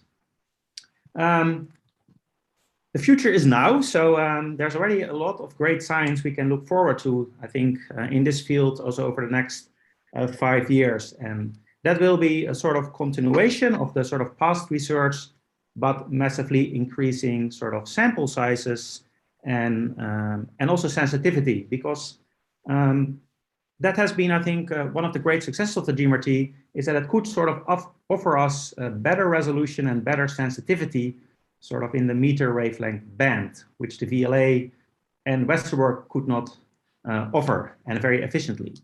And with the upgraded Gmrt, we can sort of take another step there to really sort of go to samples of sort of hundreds of objects. And the nice thing is that the Gmrt sits very well in the sort of the frequency range between LOFAR and sort of the gigahertz frequency telescopes. So it is pivotal for detailed spectral studies. And I expect there will be a lot more work to be done there to do that for galaxy clusters. And also, I think something which has not been fully explored yet, but would be very exciting, is to obtain much deeper observations with the upgraded Gmrt. So as we have already seen for some of the deep fields, that should also be possible for cluster deep fields, allowing us to sort of go beyond the cluster environment, which I think is a big important next step. So to go to filaments and sort of the supercluster environment. And that should be possible already with sort of the upgraded Gmrt. And the other nice thing, of course, is that the Gmrt has full northern sky access, which is very important for telescopes like the VLA and LOFAR, if you want to do deep spectral studies. Now, I think there's actually a lot more potential and beyond sort of the 5-year skills, because there's an interesting work from Patra et al. From just a few years ago, where they look at a possible extended Gmrt. And I think this should be really seriously looked into, where you can think about, for example, focal plane arrays, where you can massively increase the surface speed, for example, of the Gmrt by an order of magnitude. And this has already been tried sort of at ESCAP and at the Westerbork. And this would also be a very interesting opportunity, I think, for the Gmrt to really sort of become a cutting-edge, very fast survey instrument, and also being able to access the northern sky at sort of SKA1 type sensitivities. That should be possible. And similarly, there's also a possibility, of course, to add some collecting area and maybe additional antennas. But I think most exciting would be an option, to upgrade to focal plane arrays and sort of take full advantage of the enormous sensitivity and collecting area, and sort of, do your telescope or multiply your telescope times 10 by just putting very powerful receivers on it and sort of going ultra wide field and deep. And then you can do really sort of large surveys of superclusters, which do not fit into the current field of view of the telescope. And similarly for filaments, and also a whole range of new survey signs should be possible with such an instrument. So yeah, I'm really looking forward, and I think this should be an area to seriously look into for the future. Great. Thank you very much, Anna. Now, before we move on to audience discussion, I wanted to make a couple of remarks myself. One of the areas which we have seen a very unexpected development in the last few years in GMRT is, for example, stellar radio emission, which Poonam described yesterday. This ECME, electron cyclotron maser emission. And so stellar radio emission can hold such surprises. And I think one should build upon this new discoveries that GMRT has made, and then take up a focused program, at least in the immediate term, so that more phase space of such stars can be explored, and there would be other members of such population. It's not just a specific class of main sequence stars, but this is ECME is a fairly common radio emission mechanism seen in astronomical situations, and I'm sure there are new types of sources to be discovered. So I think this is an exciting area, at least in the immediate term, one should build upon. As far as stellar sources go, there are also certain types of binary systems which can become bright in radio. For example, accreting black holes, which give out jets from time to time. And these jets have been studied in radio, but mainly in higher frequencies. And it would be good to extend this study to Gmrt band. It has been tried off and on, but more focused effort is needed. And with better understanding of these systems, we can now sort of predict when this jet emission is going to happen within about a day or so. So therefore, one can get prepared maybe a day in advance that, yes, we do expect such an ejection now, and then track the full spectral evolution of these ejections. Recent observations with other telescopes, for example, V404 Cygni is a global campaign, really brought out a wealth of data. And this has to be done in conjunction with other wavelengths. So it's a coordinated multi-wavelength campaign, and Gmrt should look for more such opportunities and participate wholeheartedly. The time devoted to observation of transients has grown in Gmrt, and the community working in this area has also expanded. So therefore, there is a ready user base which can take on such programs and expand them. Multi-messenger astronomy is expected to grow with gravitational waves bringing in more such events in the time to come. And Gmrt should be ready to participate in the follow-up of those. The one case which Gmrt has done has already shown it to be very, very rewarding. So, and it is also expected that with Rubin being commissioned, there will be other types of transients which will require follow-up at radio bands, and Gmrt should be looking out at those opportunities as well. Now, Gmrt's transient work has so far mainly been as a follow-up instrument. It is discovered somewhere, coordinates are given, and then you try to see the corresponding radio counterpart and its evolution. Can Gmrt become a radio transient discovery machine? It is not that simple because you need large sky coverage and also large temporal coverage. But here, what Rana just mentioned is actually quite an interesting development that can be done, and that is by adding focal plane arrays.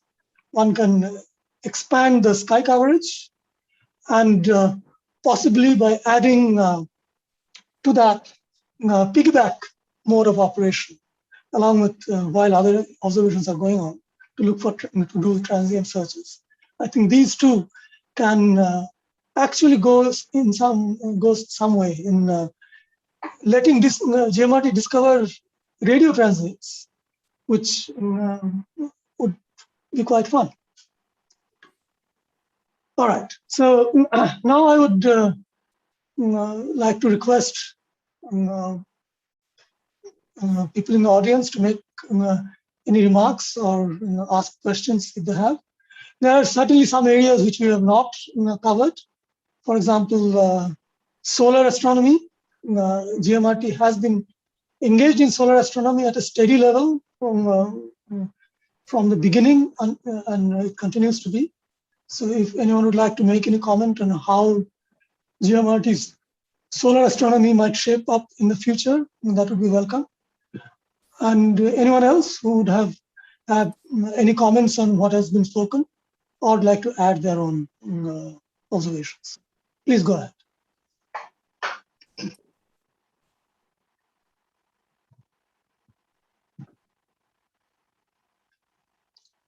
All right, Mark, you have your hand up? Yes. Yes, Mark. Yeah. So this is, of course, very interesting, and I think as Govind Swarup always said, never stop developing and always continue to improve and upgrade the GMRT. And we've seen now a few examples to have focal plane arrays or longer baselines, more collecting area, maybe have cooled front ends. And so the question I have, maybe that's something that Yashwant and or Jairam can address, is what are the plans within NCRA in terms of thinking to move forward in that direction? Are there, say, science working groups, or is there activity in the direction of extending the upgraded GMRT? Out of curiosity. Yes. Yeah, thank you, Mark. That's a very relevant question. And I would request either Yashwant or Jairam to respond to it. Or is Divya going to respond to it? I see Divya's hand up. Okay. Jairam, yeah, go ahead, please. Say something, and perhaps Yashwant could add to that. Yeah. Yes, I think that we've had some thinking and some discussions on these topics at the NCRA over the last 2 or 3 years. We've had also a little bit of seed funding to take some of these activities forward. But certainly, I think now probably would be the time to try and give these activities a bit more momentum. Mm-hmm. Yeah, maybe I could just add a bit to that. Can you hear me? Yes, yeah. So although, as I said in my opening talk, we did find that getting upgraded GMRT to stabilize and produce results was probably faster than what happened with the legacy system. Still, we did have our hands full with just trying to make sure that we can get these kind of results that you all are so happily talking about. And there's still some work there. We know where there are some issues still remaining with the UGMRT, and we discuss them regularly and are trying to fix those things. At the same time, we've been sort of looking ahead, and some of the things that came up today, for example, to have a VLBI mode going and try to get some other modes which would enhance the capability of what exists, have been probably the first priorities. But as Jairam mentioned, the other things, which is the longer term expansion, is definitely there in the bigger picture. And it's probably around now getting the time when one has to look at the various options that have been talked about. Some are easier than others. Anand, it goes back to when Anand talked about how difficult it is to just acquire land in some cases for doing some of these things. It's even harder to get optical fiber to various places. But we have looked at various possibilities where one can do this, and there is prototype work going on to try and explore with the focal plane arrays and see what is possible. And I think it's probably time to be able to now turn a deeper focus to some of these things and see where we want to go. It's I think the UGMRT is now stabilizing, and there is good science coming out, and it's time for us to turn our attention to some of these aspects and come up with a more definitive plan as to what is the option that's feasible, keeping in mind the global science scenario, the technology options, and even the practicalities of implementing certain things with the GMRT. Yeah. Yes. Thank you, Yashwant. I think Divya wanted to make some comments, add some observations. Please go ahead, Divya. We'll come back after you. You're muted, I think. Can't hear you.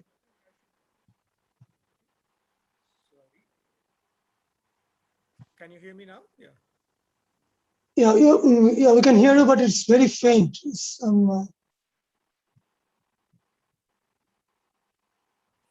someone else. Can you hear me now? Yeah. Okay, go ahead. Yeah, this is slightly better, but it's still a little low, Dev. Okay. Yeah, fine. Okay, I just wanted to respond to the comment you had, Dipankar, about solar observations. Yes. One thing about the sun has been that it has sort of never disappointed us whenever we have explored a new phase space. That's been the experience for observatories upon observatories. Every time we have a new generation of observatory, irrespective of the band in which you are probing, whenever you go to a new part of the phase space, you find something there which you had not expected. And one part of the phase space which GMRT can explore, which has not really been explored that much, is essentially high time resolution, high spectral resolution, wideband observing. Even if you're not able to do imaging very well, because sun is a very extended source and we don't have those many short baselines, at least the compact structure on those you can get a good handle on.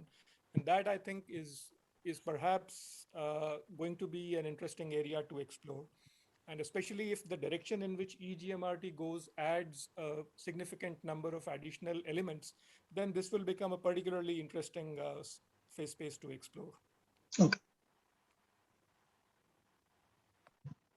Yes, thank you, Divya. Now, one thing, of course, we can project the science that we can do with GMRT in the time to come. One thing that will unavoidably evolve, of course, is the RFI situation at the site. So I was wondering if anyone has some comments to make about how you think that RFI situation is going to evolve and what smart ways to combat that is going to be implemented or we need to develop.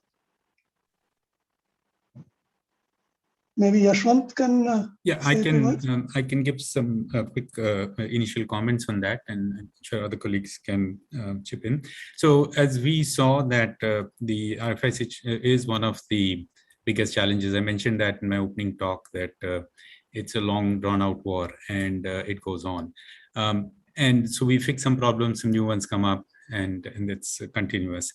And so we've had a serious focus on that. We have a regular group that focuses on RFI issues, and they range from the core technical things where you want to understand the kind of RFI, how badly it affects you, and what measures we can take. And we heard of some of the measures that have been implemented, which I think are unique in terms of across the world, whether it's satellite RFI mitigation or real-time mitigation for impulsive RFI.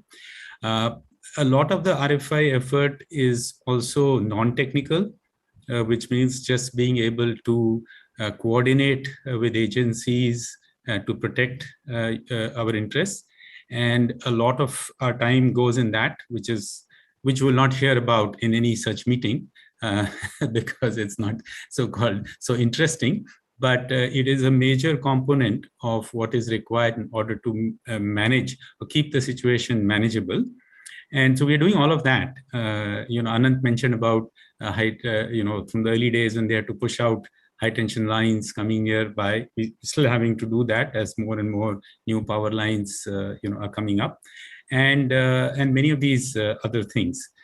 So it is not going to improve in the sense of the number of sources will keep going up. But as you saw,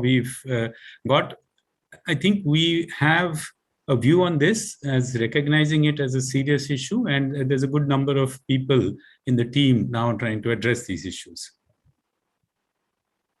Yeah, thank you. So that reassurance is required for people to even think of taking up major new programs. Russ, please go ahead. Yeah, I just wanted to make a comment that's perhaps relevant to Dipankar's comments about stars, stellar radio astronomy, and also Divya's comment about the sun, and link it to what I was talking about in terms of deep survey science. Because about 80% of the stars in the galaxies are dwarf K&M stars, sort of solar analogs. And they're thick disk objects.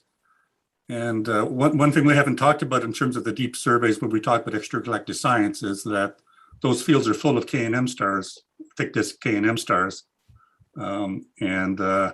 If you do the stellar counts down to faint magnitudes, there's tens of thousands of them per square degree. And I think that one scientific exploit of these deep surveys that hasn't yet been fully explored is the stellar radio astronomy. And the dwarf K and M stars that we know about as radio objects are active flaring objects, highly polarized. And I think that if we can approach those deep survey data sets from the point of view of dynamic imaging, sort of linking transient work to imaging work, fast imaging, implementing pipelines that will do fast imaging on minute timescales, then I think there's a whole area of science that we can exploit that requires just a little bit of software and development effort. Indeed, that's very relevant to us, and thank you very much for that comment. Any other comment? Yogesh, how are you doing on time? No, I think we're doing okay because everyone kept to their time, and there is some few more minutes that we can take for the discussion. So actually, I had a question which to all the panelists of both of the future panel and the earlier panel is how do they see the proposal, the eGMRT proposal as, and which there are many, as was mentioned by some of the previous speakers, there are many directions we can move forward in. But what do the panelists feel for their science? What would be most useful?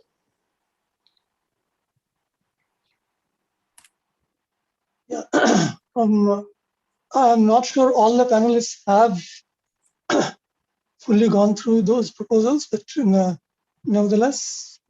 Yes. Maybe I could, just try and recast that question. Yes. Because there were three directions, which one of which nobody will argue with, which is more antennas. Yes. I don't think anybody, accepting, as Anand said, the people who are responsible for putting up those antennas will say that more antennas is a bad thing. The other two are basically a larger field of view and better angular resolution. And so maybe if there was to be a trade-off between them, one could ask which direction that should go.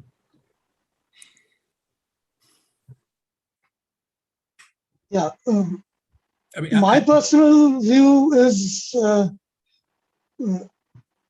enhancing field of view could be important. Adding antennas will help, of course, but if one can go further down in dynamic range, even with existing antennas by other means of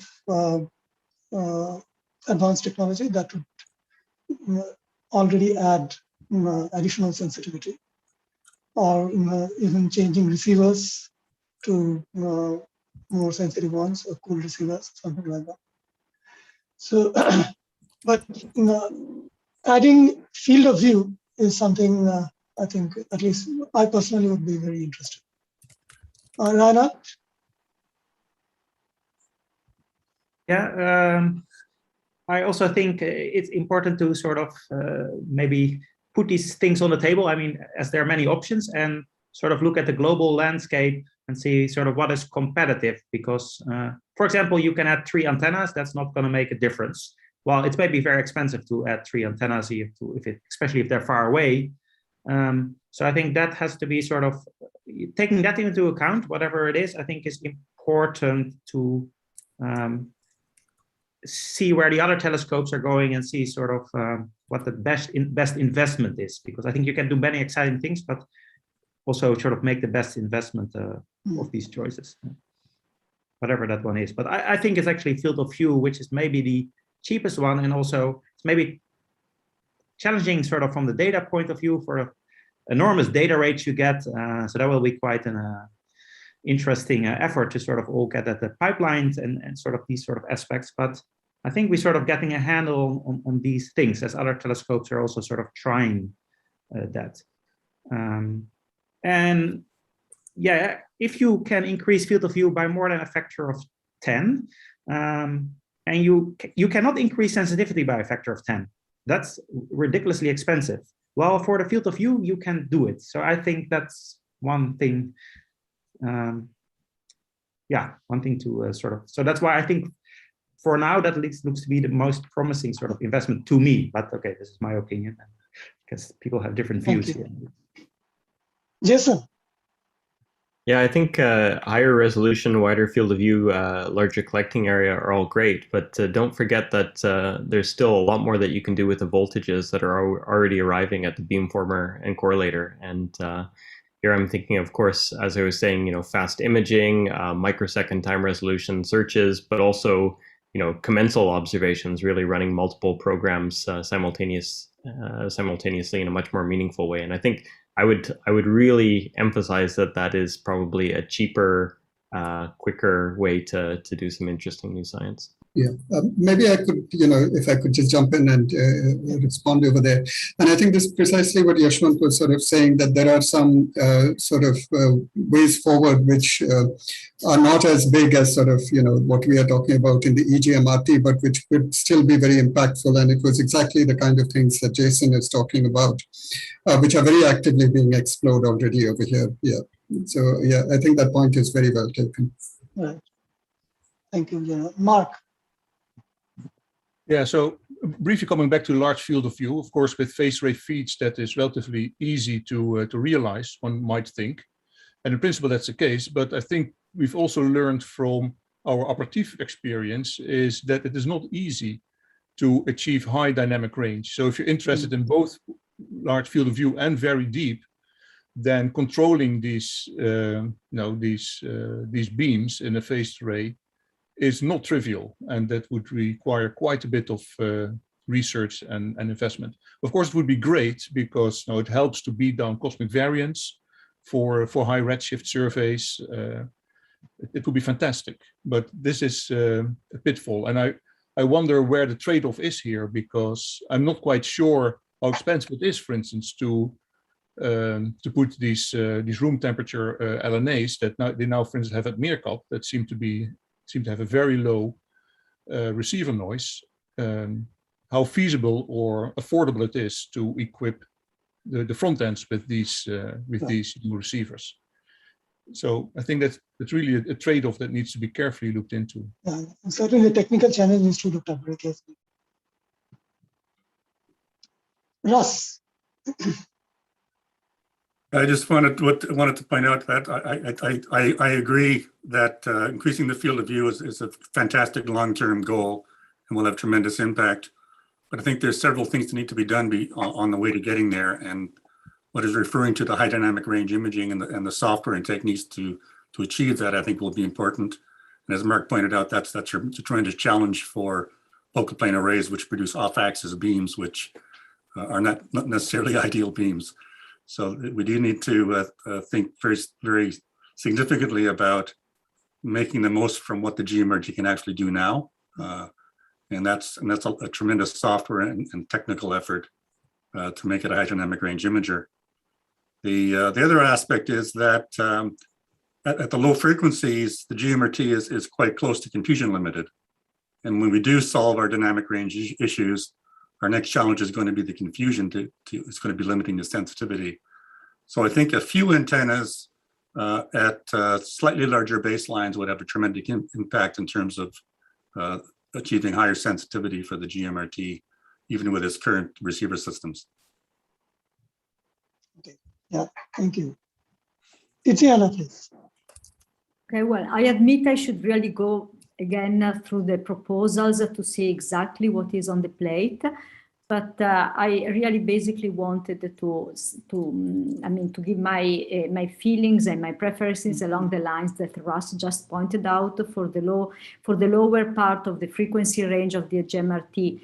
Increasing the baseline, so increasing the resolutions would be critical and crucial both for the sensitivity, for the confusion limit, and also for the resolution of the surveys or of the observations themselves. So maybe not a great deal of antennas, but just some antennas which would provide higher resolution and work on the confusion. I think that would be really a major improvement. But I need, as I said, I need to go back to all the proposals for a more careful opinion. Fair enough. I think beating confusion at low frequencies is a very important goal. I think that's very well said. Thank you. Are there any other comments?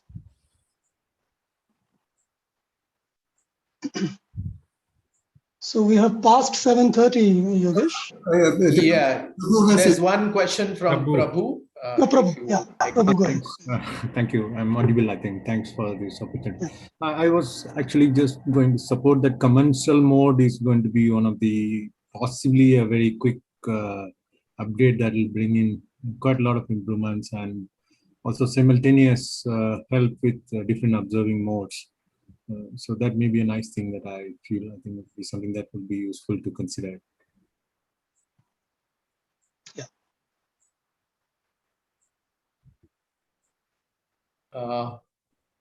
So I don't see any further hands up. So before we close, there was a suggestion that we try to take a group photo in the mode that we do nowadays with Zoom meetings, where everybody turns on their camera for a few seconds and we take a screenshot.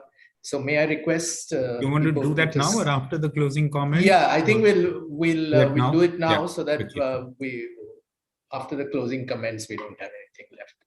Who's the photographer? Is I'll take the screenshots. So you will do that? Yeah.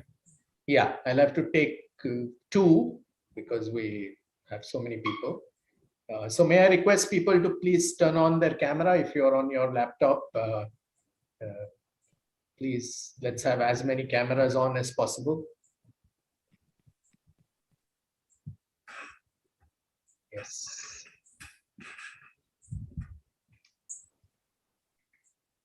I think most people are now on. I'll wait for another 15 seconds. There may be some people who have their laptop on but are doing something else.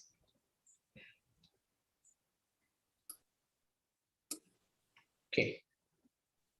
So I think we have about 80% of people with their camera on at least. So I'm going to take two screenshots. Just give me a second.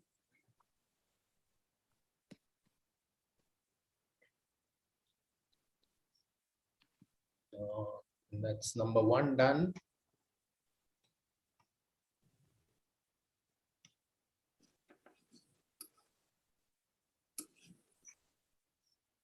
Okay, we are done with the screenshots. Thank you very much. You can switch off your camera if you like.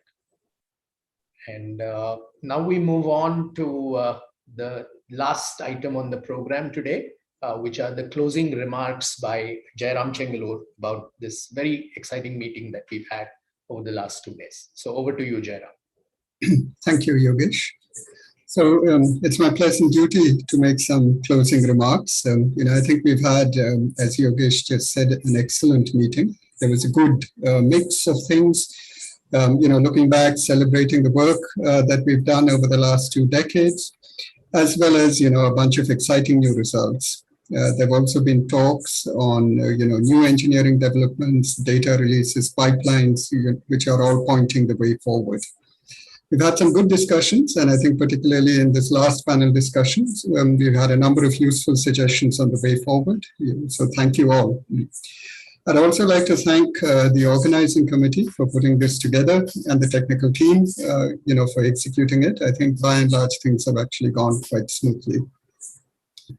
And I'd particularly like to thank, for a very active and enthusiastic participation, 2 sets of people. One is the ex-staff of the NCRA, who I think really have, made a big difference by their, very active and enthusiastic participation in this meeting, as well as all of you who are joining us from, different parts of the globe where the meeting timings may not have been ideal, but still you've stuck with it, and your presence has made a big difference. Thank you.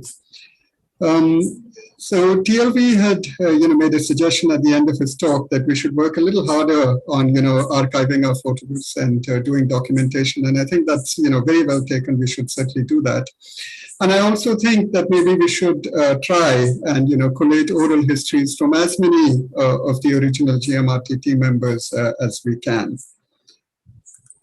In his opening remarks, Yashwant had remembered all those people, colleagues of ours who had played, roles, big or small in the making of the Gmrt, but who, very sadly are not with us anymore. The Gmrt, of course, would not have been possible without them, and we particularly miss them on occasions like this. Final thing I wanted to say is that although, I think on the whole we've had, an excellent program, I still feel that unfortunately there's something still missing, to complete this program. I think a good celebration calls for a good feast. And, circumstances right now, unfortunately, do not permit us to offer you. But I do hope that in the not too distant future, we can all gather together at the Gmrt and have a proper celebration. Thank you.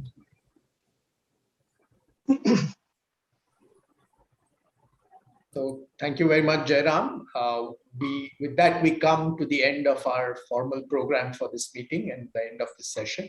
Yashwant, do you have any final remarks? No, nothing. I'd just like to thank everybody who's contributed to this event. Thank you all. It's been very nice having this. Okay, thank you and very thank much. you for organizing this. It's been, Thank you very much. Yeah, it's been Thank you. Yeah. Real pleasure meeting all of you. Yeah. Thanks. Bye. And with the hope that we will meet in person in the not too distant future, we will now formally close this meeting.